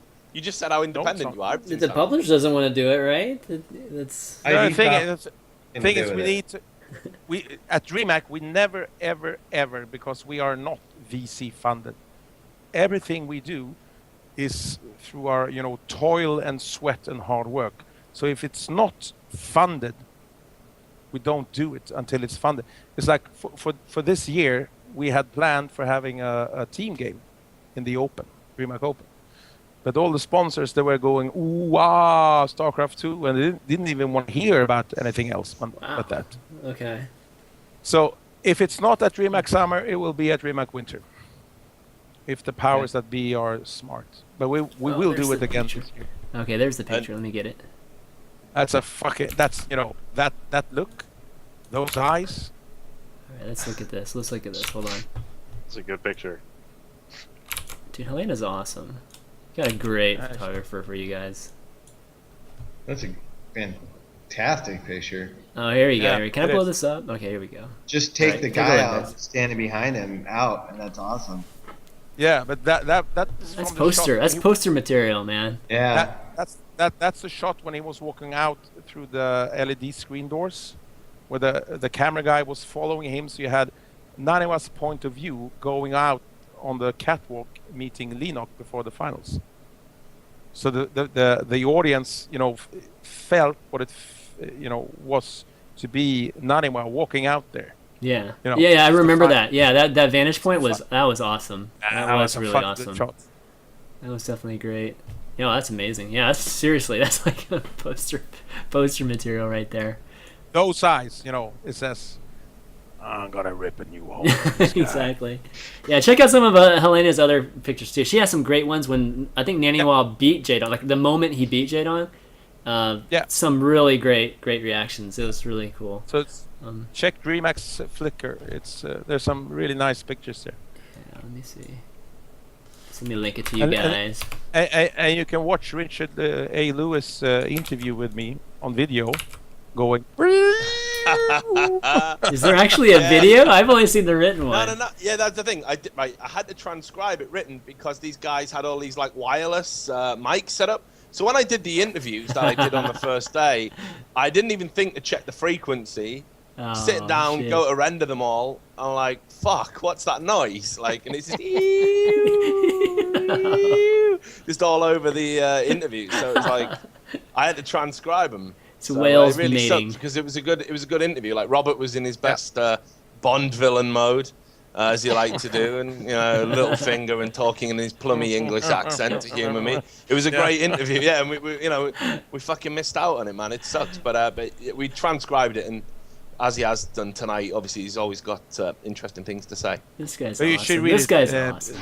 Richard is a very good interviewer, but he doesn't know how to throw a curveball. A curveball. A curveball. Man, He's so kind. He's so kind. That's all, it's just one curveball after another. That's been the secret of my career. That's why I'm now like the interview guy. It's not like, oh, he's a journalist who's been around for 10 years writing about esports and, you know, did some other stuff outside of esports and he's a cool guy. It's none of that shit. It's just he's a terrible journalist, but a really good interviewer. That's what I've kind of established myself as a reputation-wise. It took 10 years to get to that. So, Oh man. All right, guys. Why don't we start up some questions? So if you guys have any questions you guys want to ask right now to any of us five, go ahead and start calling me on Skype. My Skype ID is ChanmanV, and we'll start bringing you guys in. If you don't have Skype, go ahead and just ask the questions in the stream chat, and we'll ask them out loud too. Fuck that! My PR manager says no. I'm off. No. Oh yeah, Kewen's on here. Kewen always has a question. So, all right, I might fuck up all the screens here. Oh god. Of course. All right. I actually have 3 questions. I have 1 main question and 2 questions for personalities. Okay. One for Ryan and one for Robert. Okay. I'm going to keep. The first question is it's rather long. I've shortened it down, but I think it's for you, especially for Lewis, to really get into. I'll just go off with it. Do you see Bitcoin farming as a way to make free-to-play games, running it in the background? Like let's just drop it from there and let you take the conversation from there. Right, who's up on this one first? Don't make me be the first guy. He's asking you, man. He can be the He first. said everyone. He said especially. Can I help you, Richard? It's totally fine to do that if you're on the up and up. Yeah. Not if you try to hide it. Yeah, of course, I know they shouldn't hide it. I mean, that I wasn't even trying to bring in the ESEA. I know they brought up the point, but it's not right to hide it at all. I'm not going at that. But if there's actually a point when you like sign in the game, when you sign the terms of subscription, I'm not sure what it is. Terms of service. Is it then all right? Is it then a good way, actually? Like for me, like look, I think all the community people who were saying, you know, if they just asked my consent, I would have signed off on this. What we're not really thinking about, as we often don't in esports, is the big picture. And the big picture is we need this to be a sustainable business. We need to move away from the culture of handouts, you know, the culture of promises for money, and we also need to stop looking at like all these like get rich fucking quick schemes, man. Like I read the article. Yeah, well, exactly. Thank you. But yeah, I mean, look, I'm not even necessarily going to try and tie it to that. I understand that 70% of people who read the article probably disagreed with me. But what I do want to talk about in relation to your question, the Bitcoin thing, is that ultimately, while it's it's an intangible quality, we don't even know how much Bitcoin's going to be worth in the future. You know, it just seems to me like I'd much rather free-to-play games were looking at improving and refining that financial model. And we were actually looking at esports, kind of finding new ways to monetize it in a way that benefits the people that buy into it and benefits the people that help, grow the scene.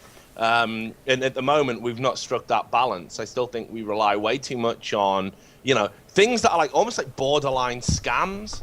Like we don't have legitimate businesses in place. It's like it's almost like it's a borderline scam. Even if you ask for a donation, Scott Munoz variant. You mean? Yeah, exactly right. It's even if you ask for a donation, like what are you getting? Like everyone said about the whole, you shouldn't be critical of people who do fundraising thing. And I think you need to look at each case on its merits. For example, if I say like, give me some free money. And what I'm going to do is I'm going to continue to exist as a business. I would call you a fucking beggar and a bum and get a fucking but most people in esports were fundamentally against that approach. If it was something like Ryan, my product gives so much to the StarCraft 2 experience. There's something tangible there that we can all enjoy, all benefit from at all levels, whether it's as a spectator or a tournament organizer.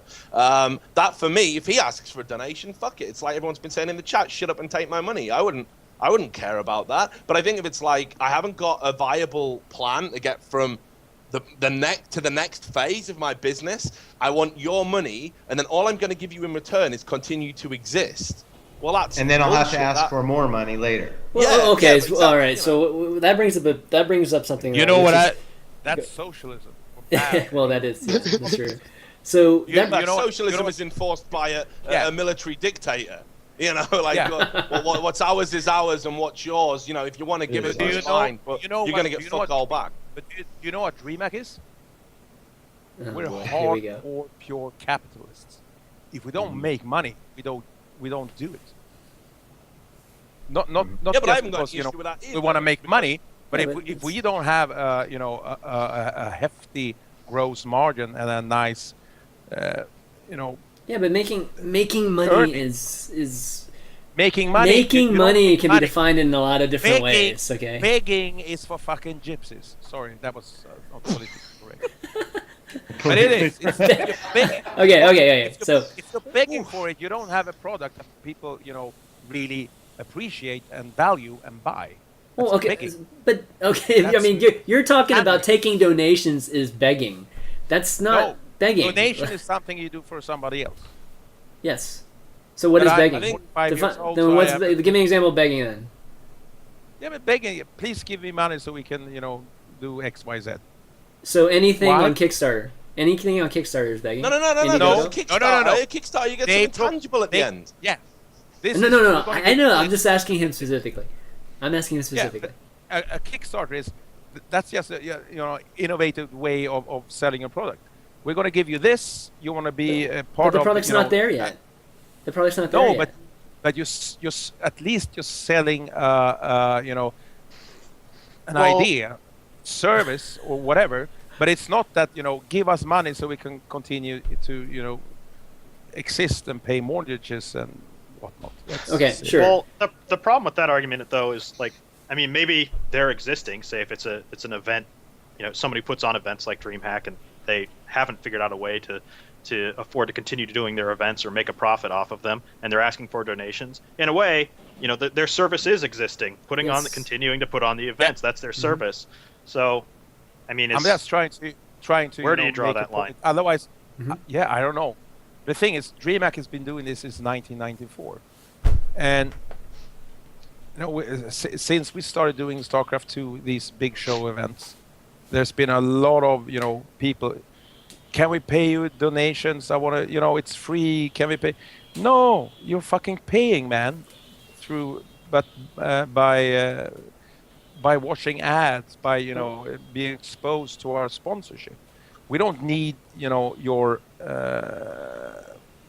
money like we're a handout, like we're begging for money. If people don't watch what we do, we will stop doing that and do something else that people want to watch. So here's a good example of something that's being maintained, and it's because of donations. So Wikipedia, right? That site, they only take donations, and the only reason they take donations is to maintain what's there. It's nothing. There's no added features or anything like that. But that's how they exist. That's how they exist. But again, there's something in that for us, because every time I want to beat some asshole in an internet argument, I can just go click on a Wikipedia link, paste it to him. There you go. Great. It's enhanced my life. I'm happy to pay a donation. That's what I'm talking about. A gaming organization taking a donation. You should call in the Hellspawn here, and we can have a really. Where is Hellspawn? Is Hellspawn in here? Where is he?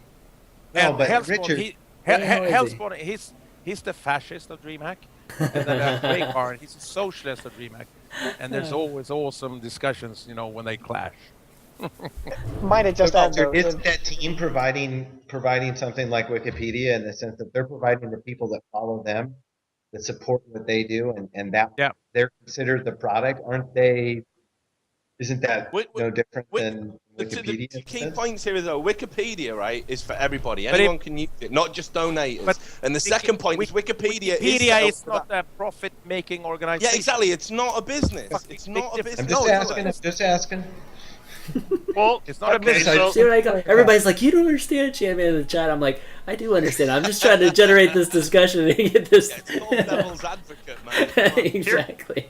Here comes the controversial one that I think is the root team house stuff, right? Oh, here we go. So, here we go. I mean, because you could argue. I mean, the root team house. You could argue the people who are donating. Root Team House is providing them in a service in the way that they want to see those players improve. They want to see them go to events. They want to see them compete and finish at higher levels. So, I mean, even there, it's just like, I think that there's this, it's almost subjective where you draw it, because I think everyone agrees maybe this is a problem at some point. But everyone's wondering, where is that point? Because it's a little different for each person. There's a different definition for entertainment, right? Or there's like different classes of entertainment, I think, maybe. Especially, Richard, I think, particularly, I think in your mind, there's different classes of entertainment. And what the entertainment they provide for you does not constitute this. And that's why it seems like begging, I think, for you. It's not about what constitutes entertainment. The problem I've got, right, is they're going to continue and operate as a business. That's the problem I've got, right? Like, if I buy a share in something, I want to see a return. I don't want to be told I can go and visit once on my own dime, and that's a fucking prize for some reason. You know, I can go and visit the house one time if I pay for it myself, and I've paid you a month's rent with a $3,000 donation or whatever. Well, you know, I kind of want some more bangs for my buck there. And what I'm talking about is, look, I didn't want to get into the whole root thing. I wrote an article about it. It's out there. There's so many different... I mean, look, the one criticism people rightly nailed me for is there's like so many other examples I could have brought to the table. The root one was the one that inspired me to write the article. But, you know, it was like Beyond the Summit, the Dota 2 casters. You know, they got a Kickstarter. I don't even know how much it was. I think it was like $40,000 to start up their studio because they had to live in California, right? Because that's where all the cool kids are at. And what do? They've done fuck all with it. We're still waiting for the studio. Where's the studio? No one knows. You know, it's like that. You know, so that's a better example rather than talking about the root house. You know, I'm sure their intentions are like awesome. Nobody does anything because they were trying to be evil. You know, of course, we have to remember that. So we don't, you know, this trident pitch. No, they're trying to be lazy. They're trying to make a living for themselves without actually earning it. And, you know, that's not... Right, don't get me wrong. Like, that might have flown when eSports was first starting and we needed people to prop it up and to get it moving forward. You know, not now. Not now with all the opportunities we've got, all the investment we've got. It's just lazy. The culture of eSports, is still... It still has deep roots in 1999. You know, even though people play League of Legends doesn't understand it, but there's a reason why they act as they do. It's because of what has happened since 1999 up until this day. There is this, and I love it, this anarchistic internet feel that, you know, everybody's doing it together for the cause. But, you know, sometimes the cause has to be, you know, funded by real money and not just, you know, karma or, you know, the amount of comments you get on a blog post or whatnot. If we want to make it grow bigger. Mm-hmm. And look, I'm seeing the chat blowing up now, right? And like, this is the thing that annoys me so much. And I'm gonna give you an example. You're an abrasive fucking Brian, right, is a prime example of the kind of people I want working in esports. He's sat here and and ahed about the ethics of should I get paid? I'm not going to stop doing what I'm going to do because of how much I care about it and care about its place in the community. It'd be great if it led to something, but I'm effectively using it as a calling card. And if an opportunity comes along, great. If not, whatever. Right? That's the attitude. Yeah. What I'm sick of is these people who do stuff for free out of a professed love of the game, and then it gets to 12 months, and then it's like, where's my fucking check? Yeah, I haven't been paid yet. Like, it makes me so fucking sad that people think this is suddenly justifiable, that if you do something for free and then you hit a tipping point, you can withdraw it. You're now entitled. You've done your 12 months. Yes. You're now entitled to some cash. Some people that I know in esports, they keep on plodding along. No one's ever offered them a job. No one's ever offered them any money. They still turn in and do what they do day in, day out. I did it for 4 or 5 years. Never even dreamed of asking anyone for any money for it. I was earning more money doing what I did full time, and the esports thing was a hobby, and I still, you know, hit my weekly deadlines. Was still putting out a feature every week. I was still traveling to events. I still did what I did. And when I got a job offer for it, I actually had to take a massive fucking pay cut, and I couldn't even afford rent to do it full time. I had to sleep on a fucking couch. I pretty much broke up my best friend's marriage as a result of it.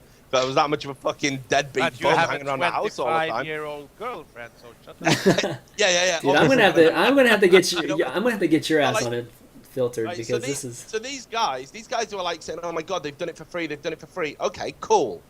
That's great. Esports needs guys like that. But what this doesn't entitle them to is a paycheck. You earn that. because that's when something becomes a passion and a hobby into become a business. And this is the trouble in esports. We haven't evolved to the stage where we can look at things objectively and adult and be like, we need to find a way to market this. We need a business model. We need legitimate investment. It cannot just be handout after handout after handout, or in a couple of years, we're going to be where we were in 2009, where the rug's going to get pulled out of all of us again, and things like this aren't going to happen. No one's going to be able to afford to broadcast. No one's going to be able to afford to run a coverage site, and esports is going to be set back 5 years. That's what I'm talking about. Actually, I'll have to agree with Lewis, because it is important, like as Robert says, Dreamhack makes money. That's very important, because everything can just be charity. We need to prove to, let's say, I know the outside world is probably a bad term, but we need to prove that esports is actually a doable thing, that you can actually live from it, and we can't do that by just accepting donations after donations after donations, because that even looks bad to sponsors. I would say it even looks bad to everyone that's just looking from the outside, and I think it's very important. And it's not to be capitalist, as Robert said, it's just business. You can't run a good business on donations. Well, I just don't think you can. Look at what running a business when the dollar is coming from what you earn is compared to when you're just getting it for free. I mean, what Dreamhack has been able to put on is they're very specific. They know that their dollar has to go much further, and so they're going to do the best possible job that they can do. So you will usually get a better product out of something where your money is on the line, not money that was given to you is on the line. Yeah. There's no OPM, other people's money. There's no venture capital. It's like, sweat, blood, and, fucking headache, but there's a lot of passion in it as well. Yeah, I mean, look, there's a great comment in the chat again from NSXOR, however you pronounce that. And he said, "Oh my God, you can't live properly by only playing games. Breaking news, wake up, 2013." And he's right. There's so many people that think because esports has grown like over the last decade and it's now like sustainable or whatever, that means that everyone who can, cast a game or play a game a little bit or write an article is suddenly entitled to a piece of the pie. And it's going to be great when esports gets to that thing, but you've got to carve yourself out a niche. Like every time you've got to work hard and you've got to have a marketable skill or something that people want.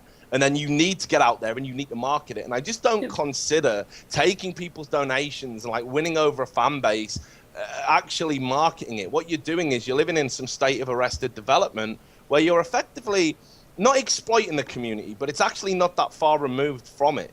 Find yourself a business, find yourself a sponsor, set something up. Like that's what esports needs people to be doing, not sitting around waiting for donations to flood in. Because when that dries up, what you're going to do? You probably just quit.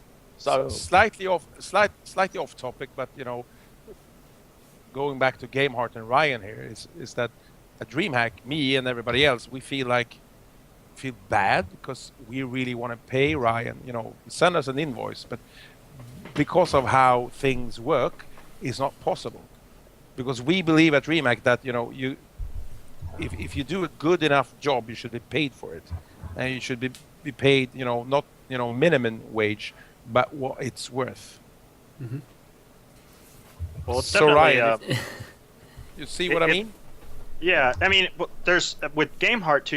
It's kind of a strange situation because for me, what constitutes success for Gameheart is gaining such widespread adoption that it's pretty much universal. And the best way to do that is to make it completely free. So even if I could charge for it, maybe I wouldn't do that because I want small tournaments using it. I want big tournaments using it. I want everyone using it.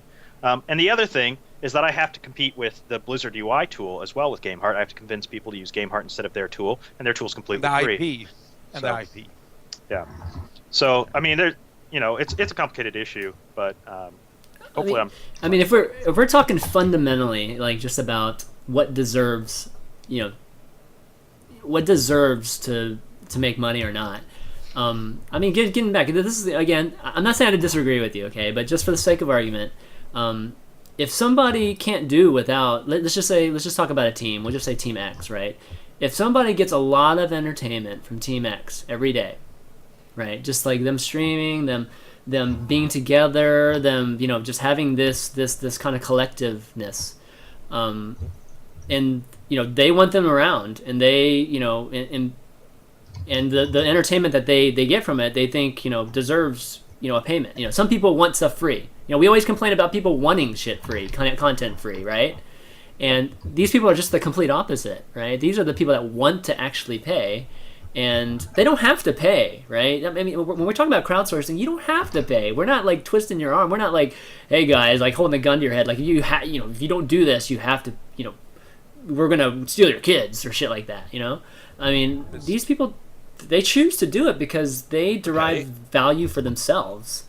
Yeah, but the issue then comes up where the ethical line starts to come up is, okay, first of all, where does that end? Okay, I mean, can I go? Nothing about the people you're taking donations from. It's not like, say, in politics where there's lobbyists and we know where the money's coming from and we're tracing it. I don't know if it's some little starry-eyed kid who's harassing his parents to, Mum, I want to, pay a donation, or if it's someone with, I don't know, they haven't got all their scruples, but, they just love eSports in front of a computer all day, or they're a self-made businessman and they can afford to chuck away 10 grand on things that amuse them. So first of all, we know nothing about where the money's coming from. That's an issue for me, first of all. We also don't know where it's going or what it's going to be spent on, because we're never going to see a statement of account broke down in the donation. Your money bought me this mouse, your money bought me this, your money helped pay for this. Then the other thing you've got is the return of investment, right? Which is like, obviously it's a donation, so maybe you shouldn't think about that. But ultimately, if the numbers we've been talking about in gaming donations, like someone linked me to a video of a World of Warcraft streamer who got like a 10 grand donation on air. I just feel like, I know there should be a return for that. You should get something out of it. But they do. What that guy thinks is worth $10,000 is not what me and you think is worth $10,000. Yeah, but he does. That's a good point. Hey, wait, hold on. The point is, it doesn't matter on what we say. If somebody's willing to pay it, that's somebody's gonna end up asking for it. If you want to talk about it, it's the community's fault. Yeah, it is partly the community's fault. But I think what Richard is talking on a higher level, past the whole community stuff. We're thinking more in the sense that we got to get away from this whole thing of asking for money from the community and start getting into ways of finding ways to make money and sustain it. But as long as the community is willing to pay, we're going to do it. Yeah. Wouldn't it be great to see an organization actually give something above and beyond, like just existing, like to their fans? Like, when are we going to get to that stage? Like, you see all these like great sports teams and stuff doing like stuff, like these great charitable acts and visiting hospitals and blah, blah, blah, blah, blah, and all of that stuff. And you can argue it's for PR, or you can see, you see people putting money back into the fans that have supported them down the years, like dividends and things like this. I never see the people like giving back. Like their idea of giving back is so tragically demeaning. Like the whole thing just doesn't sit easy with me. And it's exactly what John says, and exactly what the caller says, who's still here, I presume, and being very polite. And I apologize. You just fucking lit the torch paper, and I've just gone off on one. When are we going to get to the stage where it's like we can actually say to people, like Dreamhack do, I don't want your money. I don't want your donations. You're already making a donation. I don't need to commodify you any more than I already do by making you a number on a Twitch TV stream, or or pushing you through a turnstile, or measuring how many times you click on a click-through ad, or how many times you buy a certain type of eSports peripheral. You're already way commodified. You already support the teams every time you click on their website. Let's stop pretending that we need to dig deeper and give these people more. If we do, it's a failing on their part. And I don't think it should be propped up by the community. By the way, you guys can subscribe to our channel for $4.99. Whose channel is this? Whose channel is this, guys? It's Chris Chan. With that tax, because I don't want to pay taxes in the US. Since I actually have two more questions I want to ask, but they're really quick and personal to two of the persons, should I just go on, or should I let you go on? All right, Kevin, since you're such a good guy. Yeah. All right. They should be quick. This is to you, Ryan.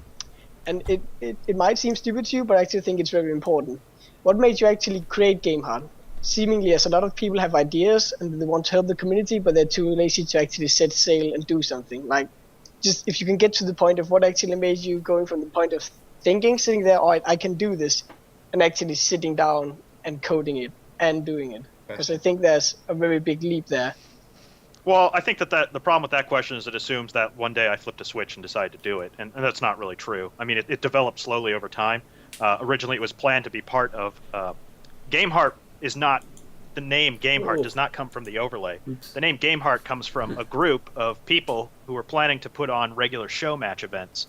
Our first one was supposed to be last year in April, I believe, or May, and it was going to feature QXC and Chef. We ended up having to cancel that event, even though we had produced a ton of content for it, and I had worked on the Gameheart overlay. Was going to be the first time, or that event was going to be the first time we showed off Gameheart overlay. We had to cancel it because MLG, I believe it was MLG. Sorry, MLG, if it wasn't you, but someone announced a qualifier for a major event at the same time as our event was supposed to be. So we couldn't ask our players to stay and do our show match instead of the qualifier. And then it was hard to find a new day to schedule because we were all volunteers, so it had to be on a weekend, and there was just events every weekend at that point, huge events. So we were just eventually it fell apart, and Gameheart is kind of it's come down to me. Basically, so I just made it about the overlay now. But yeah, it wasn't a moment where I just like flipped on a switch and decided, yeah, I'm gonna do this thing now. It was just a slow development over time, and I just kept having new ideas and going, well, if I just put this in there, feature creep, then people will love it. So eventually, it just became larger and larger. All right, let's just jump straight to the next one then. This is for you, Robin. And as you've said in the past, Robin, never do the right thing wrong. Always do the wrong thing right. What wrong thing have you done right? Oh, you would believe. That's a good question. Good. That's a good one. That's why I let him ask these questions. Yeah. Without legal counsel, I can't answer this. Actually. All right. Come on, surely they're one out of those 1,000 things that you've done. This shows PG-13. Yeah, right. I have the 18. I told you I flipped that 18 switch just for you, man. Yeah. All right. I'll hop off so I can get if you come by, hey man, if you come by a Dreamhack, and meet me at the venue, I'll buy you a beer and I'll tell you weird stories. I might come by the good studio for the Dota 2 raid. So. It's too fucking far away. It's in the fucking country, man. I'll come to Dreamhack then. I'll come to Dreamhack. Yeah, you gotta go to Dreamhack. Do that. All right. Thank you. All right, thanks, Ewan. All right. Let's say Nathanius has been asking. So when's Dreamhack coming to US? September 11, I think. Wow. I don't know. What? Hello? Hello? No, I don't know. That wasn't funny. That wasn't funny. That's another thing. Doing a wrong thing right, and right. I don't. I really want to do Dreamhack in the US sometime within the next century. Hopefully, it's going to be sooner. Shit. All right. Hey, Nathan, what's up, man? Hey guys. I guess I just wanted to ask Robert because I was. Yeah. Fabricant. You have your own factory. Something like that. My father's from Ukraine. I don't know. But I guess my question was, I've been in the eSports scene for about, let's say, like a year and a half. Just kind of doing my thing. I was actually had the pleasure of being one of your community casters for Dreamhack, and my question, I guess, is for Robert about trying to make yourself that like profitable, like that business mentality that you said. Trying to not have to be a sort of relying on donations. Yeah, exactly. Like trying to basically exploit the community to be able to get by. We do that basically, but it's a symbiosis kind of. Yeah. But I mean, at least like a business has something reasonable to return to show for that. So what I've been at least like trying to look into doing is finding ways as a smaller person moving up in the community is trying to find ways to increase the value of what they're putting out, or at least the value to an organization that might sponsor or invest in something that would allow you to put out more. So I don't really have like a really simple way of putting it. What's the question? Yeah. Say something. Really, like ways to increase value for someone that doesn't have like a very large base in terms of putting out content and being appealing to larger organizations such as yours. Well, that's really difficult because it's all down to scale, isn't it? The bigger the scale, the more revenue and the bigger and better show you can put on. But the way that Dreamhack came to where we are today is never to compromise on what we do. Never do it, for somebody else's sake, but we do it for the audience sake, for the players' sake, for the community's sake, actually. But we do it with we're trying to be shrewd and business-wise. But that's a really hard question, because I don't know, man. But as long as you don't compromise on what you are trying to sell within citation marks to the audience, and you want to create something that in your heart people are gonna love. I think they're gonna love it because it's gonna show that passion, that compassion, and that will to give something to other people will show, and you will get viewers or sponsors or whatnots. Was that a good question or a bad question? All right. No, that's fine. Yeah. Because it's a really difficult it's acceptable. question. Yeah. Oh, I mean, honestly, it's not like I expected anything in particular, but it's just just trying to, because that's what I strive to do, because trying to make contacts is very difficult until you can reach that level where your content that you're putting out is perceived as being very valuable. So Old Boys Network, right? Yeah. I don't like to think that. I mean, you can be stopped if you try hard enough. So no. Thing is, that's one of the beautiful things I think about eSports, is that it is a how the hell do you say that? Meritocracy. Exactly. Mm-hmm. Yes. If you are good enough, you will shine and you will rise to the top. There's nobody going to push you down, because nobody can afford to push anybody down that is, good enough at his own game, because everybody benefits from it. Right. Or you can just kiss a load of ass. I mean, whatever works, right? Yeah, mine is hairy. How's yours? I don't think anyone wants to hear an in-depth description of what my ass looks like. We'll save that. Maybe that's an idea. Maybe that's an idea the Good Studio could run with. I hear they're looking for some new ideas. So maybe. Hairy ass hour. Christ. All right, Nathan. Thanks, man. Thanks, guys. Yep. Have a nice night. You too. Thank you. All right, let's one more mic, man. Odie had a question here. Or Odie had a... What did he say? It says, Mike Mondo, is that Odie? Odie says, I have a question for Robert. Did you know one of the bands at DreamHack Summer Misconduct has one of the Team Dignitas original Battlefield 1942 players in it? Yeah, I read about that. Cougar. That's so fucking cool. It's like the circle is going, 360. It doesn't matter what you do.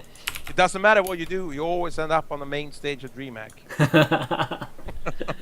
Even if you can't make it by playing games, you can make it by play the music guitar. or dancer. I'm going the dancing route. All right, Mike, you there? Yep.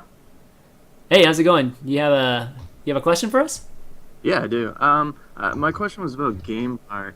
I mean, up front, I just wanted to say, as kind of a person that uses it for a small tournament, I mean, it's really easy to kind of side with the amount of capitalist head slapping that went on with you guys and Richard and stuff. I think people have to credit the altruism that Gameheart's done a little bit highly, because I could see how it really could have succumbed to the sort of, there's kind of like a production value arms race. I remember seeing maybe like 6 months ago, e.g. MCSL used like picture-in-picture and all these awesome effects, and that was really great. Their production was really cool for a while. They stopped doing it for some reason. I'm assuming because it's really difficult. But, coming from the fighting game community a little bit, it's really easy to kind of discredit the small majors and like the mid-level stuff as really embodying the soul of the community. Because when you think about like fighting games and stuff, like where would stuff like Evo be if it didn't have that independent growth from all these neighborhood bar events and university clubs that run StarCraft? But just to my question, I know Ryan said he's like an artist, so I'm pretty curious on like the aesthetic design of Gameheart, because I know it's easy to get wrapped up in the functionality that it brings, but I mean, what most people are actually commenting on is how beautiful it looks. So I'm curious if maybe you could talk about his background as an artist a little bit and how that got brought to the project and how it affects it. Yeah, no, I have some background in graphic design. I used to do graphic design for a living, and I spent many years training at a traditional art school, basically sitting around drawing naked people kind of thing. That sucks to be I want to have that job. What if it's guys, man? That's my background here. Maybe one of you guys can copy my website into the Twitch chat, because I don't have Twitch chat open. It's running poorly on my computer. But so yeah, I mean, I have some background in art, but mostly it was just from, you just, when you're watching StarCraft, you get a feeling for what looks good and what doesn't, and what's working and what isn't. And I've spent probably more time thinking about it at this point than just about anybody else on the planet. So I've tried a million different layouts, and I'm just slowly working my way to what I think is ideal. And the biggest idea is to, I'm just trying to reduce focal points, because the key to designing a nice spectator layout, I think, less and what is more, right? Yeah, well, what a lot of tournaments or graphic designers that are working on that type of thing are suffering from is they're trying to impress their audience with how good a graphic designer they are, which is nice. But in reality, your goal should be to create something that people can easily ignore. So when you're watching the game, it should be out of their mind, right? When they want the information, I can go look at it.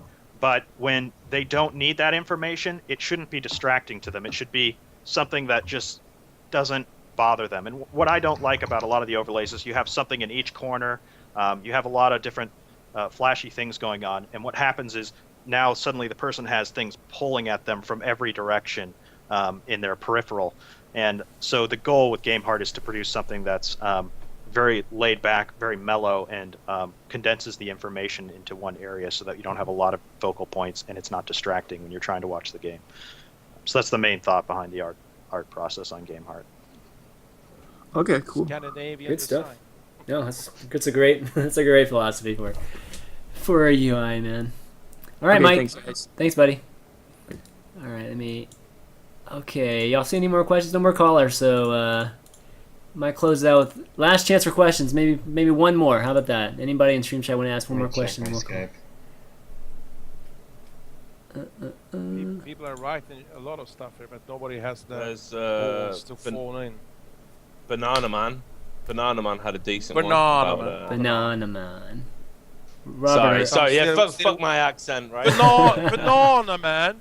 Banana Man. The cheeky chappy Banana Man has postulated. No, it's Go ahead, ask it now. Working on picking up a team game. Well, Banana Man. Yes. Thank you. Yes. That's it. Come on. All right, I'm going to ask you a hard one then, Robert. For the open. I'm going to ask you a hard one if you're going to leave it at that. Yeah, people have to separate Dreamhack Open, which is a 5-stop tournament circuit, and Dreamhack Summer and Winter. Dreamhack Summer and Winter have all games basically. We have at this summer we're going to have League of Legends, Dota 2, Heroes of New Earth. Welcome to the all the games. So it doesn't matter, because Dreamhack is an open platform. The festivals, they're really different from what Dreamhack Open is, because Dreamhack Open is like a condensed and like a laser light of what Dreamhack wants to be when it comes to production. But the festivals, they're hippie fests. It's for everybody. There's music, there's weird stuff going on, and there's tons of tournaments. So team games gonna be on summer and winter. All team games you can imagine.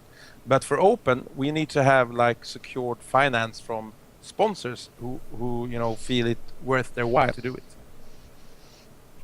Okay. Next question. I have to ask this one, dude. I have to ask this one. So, well, I could ask it my way, but I'll ask it his way. Can you? Let's see. Is Van Porter or whatever asks? Can you ask Robert why DreamHack did not get the WCS EU and ESL did? Because we're hobos and we couldn't, do it. There's multiple answers to that. And I think most people, I read Reddit, most people have, realized it. It is, number one, this is Blizzard's thing. It's their IP, it's their tournament. So they call the shots. And they, for multiple reasons, they wanted people who could broadcast in a GSL Studios type of setting. And they choose partners who they thought would be, would do it best at, the lowest costs and so on. Man, this is Robert in serious PC mode right here.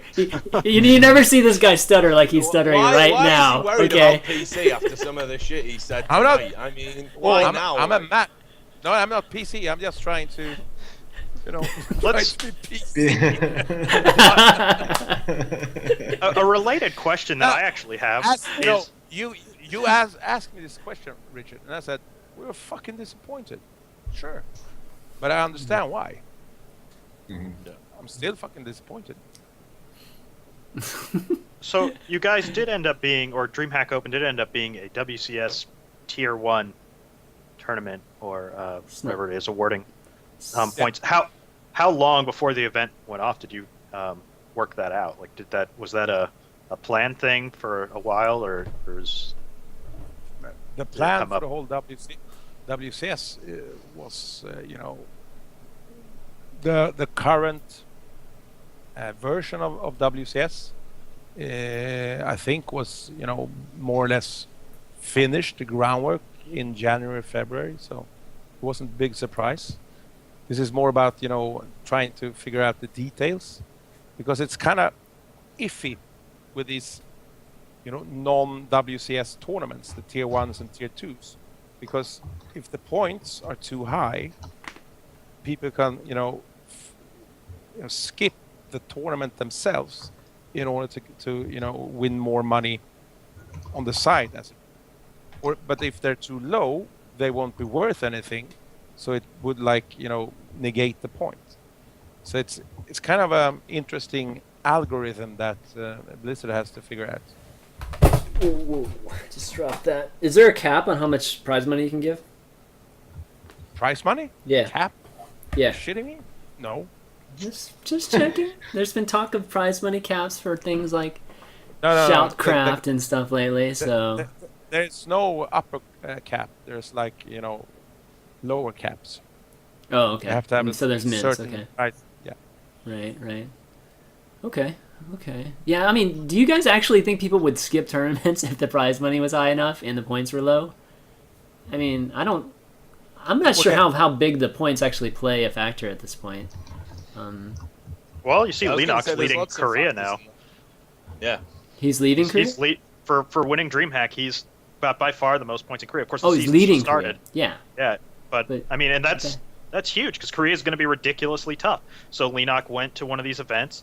He took home a ton of points, and that's going to give him a huge advantage in the most difficult region. So you definitely can't, say that the points aren't valuable. Oh, they don't value, but he there's a lot of money to be had regardless. So I think he might have been coming regardless of the points or not. Like, if WCS didn't exist, he'd probably be coming to DreamHack this year. I mean, so anyways. We never pay people to come to our tournament, so. Right. Ever. Yeah, it was $750. Ever. Wiper. But, okay, well, anyways, I guess hopefully that answers your question. Anybody else have a question? Was this the most difficult question you had, Chris? I have other questions, but I'm not going to ask them. All right, why don't we wrap the show up? go into some shout-outs, thank yous.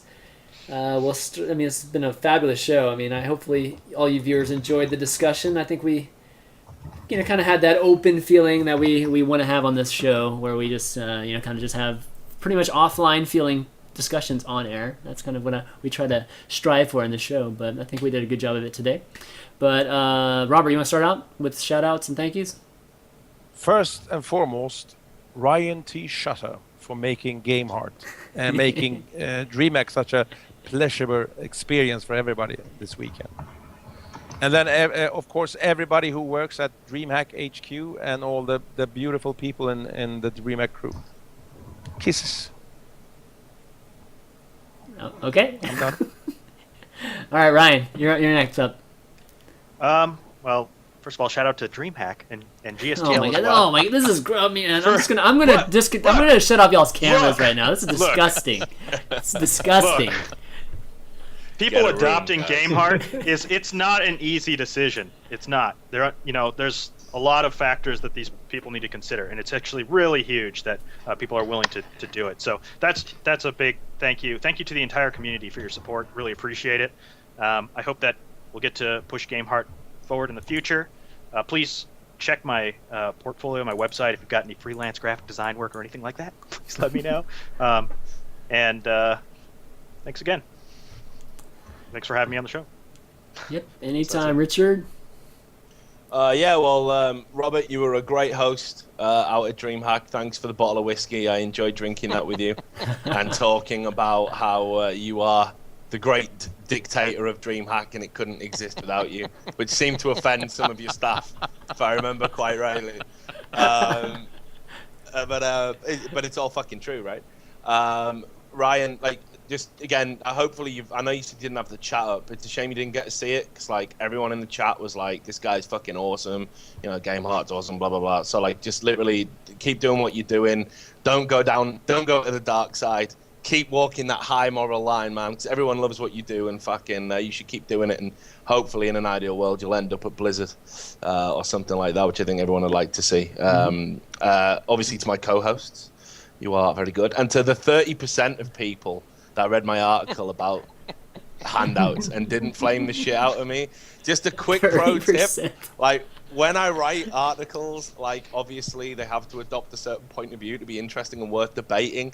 Please don't take from the article, let's talk about Richard Lewis, because that's not why I do it. And everyone's like, he does it to be an attention whore. Don't really give a fuck. It just actually depresses me when it happens. I just sit around and mope for a few days. So I'd much rather we were talking about the issues and coming to some sort of consensus within esports. But thanks to all the people who read it anyway, even that 70% that called for me to be fucking beheaded on the internet. So thanks. John. Well, first of all, I just want to thank Dreamhack for being so awesome. I'm just joking. I was going to go off on it. But I do want to thank Dreamhack because those that watch the show, and I say this a lot, know that I don't play StarCraft 2. I enjoy watching it, and one thing about that event that I really enjoyed was that I was able to follow it. One, I understood it, unlike the WCS crap, and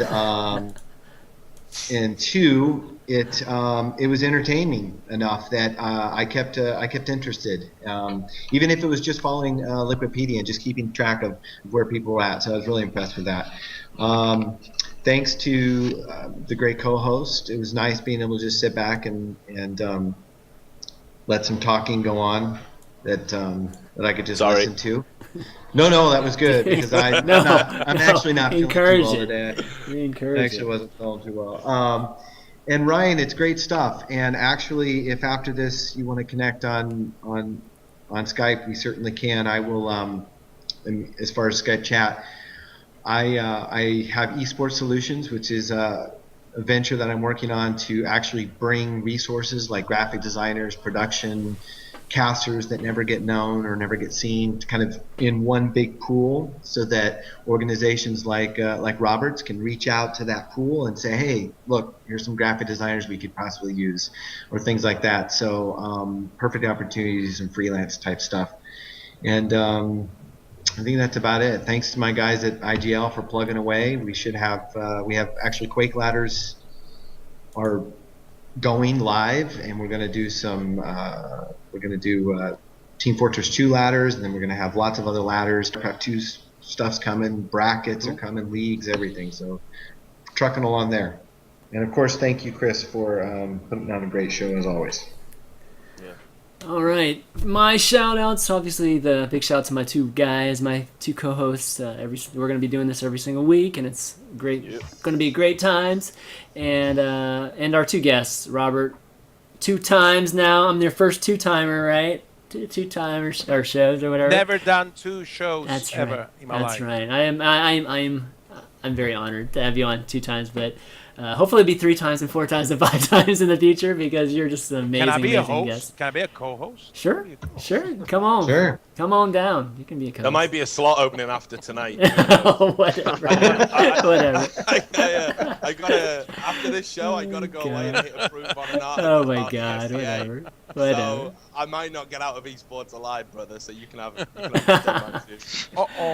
But Robert, like, the eSports community would not be the same without you. I mean, just DreamHack is an amazing event, and just your philosophy with it too. It's not about me, man. It's about everybody else. Whatever. I'm just don't listen to this crazy old guy.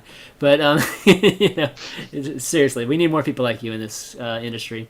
And then Ryan, super happy to have gotten you on, and I'm kind of glad that I was able, an opportunity came up to actually have you on, kind of separate from the map guys next week, since this seemed to be very applicable. So really, really great to have you on, and totally support Gameheart. I think everybody supports Gameheart. So keep doing the work. And Blizzard guys, do the right thing, guys. Do the right thing when it comes to Ryan. And so huge thanks to you for coming on. And other than that, the VODs for the show are going to be available on YouTube right after this. I'll just upload it immediately. You can find it at youtube.com/ChanmanV. Follow us all on Twitter at ChanmanV, at ES_John Clark, at Richard_A_Lewis, at BossDH, and at RT Shooter. Somebody, there's hopefully, Bitcoins hidden in all the underscores. Yeah, there's Bitcoins, definitely. Yeah, guys, you wanna cash in Bitcoins? Bitcoins under that $4.99 subscribe button. I'm just kidding. I need to figure out how to make Gameheart mine Bitcoins. Oh man. Yeah. Exactly. Right. Business, oh God. Man. We've started a monster. So that's gonna be it. Anything else? I feel like I'm so bad at closing shows. Like when it comes to remembering stuff, you should have end credits and a song. I do have end credits in a song, but that's something what before we should that. have done? Oh. We should have all got a bottle of champagne out and tried to awkwardly fucking open it. Oh, that would have been... Damn it, dude. I should have totally done that. Fuck, man. I'm sorry. I let you down. That idea was, I mean, I don't want to... I mean, we'd have to be doing these kind of actions and... Anyways. So next week we're going to have a bunch of the map making community on. We're going to have Plexa from TL, Sigma from Team Fortress, and hopefully one other. And we're just going to talk about just the entire situation with the map making. Brian's had some other situations with Gameheart, but it's a whole another beast with the map makers. So we'll be digging into that, and hopefully you guys will join us for that. But until then, guys, for all of us at CTL, we will see you next time. See you later. Here come those credits you're talking about. Yeah, sweet. So we should start talking. Yeah, you can.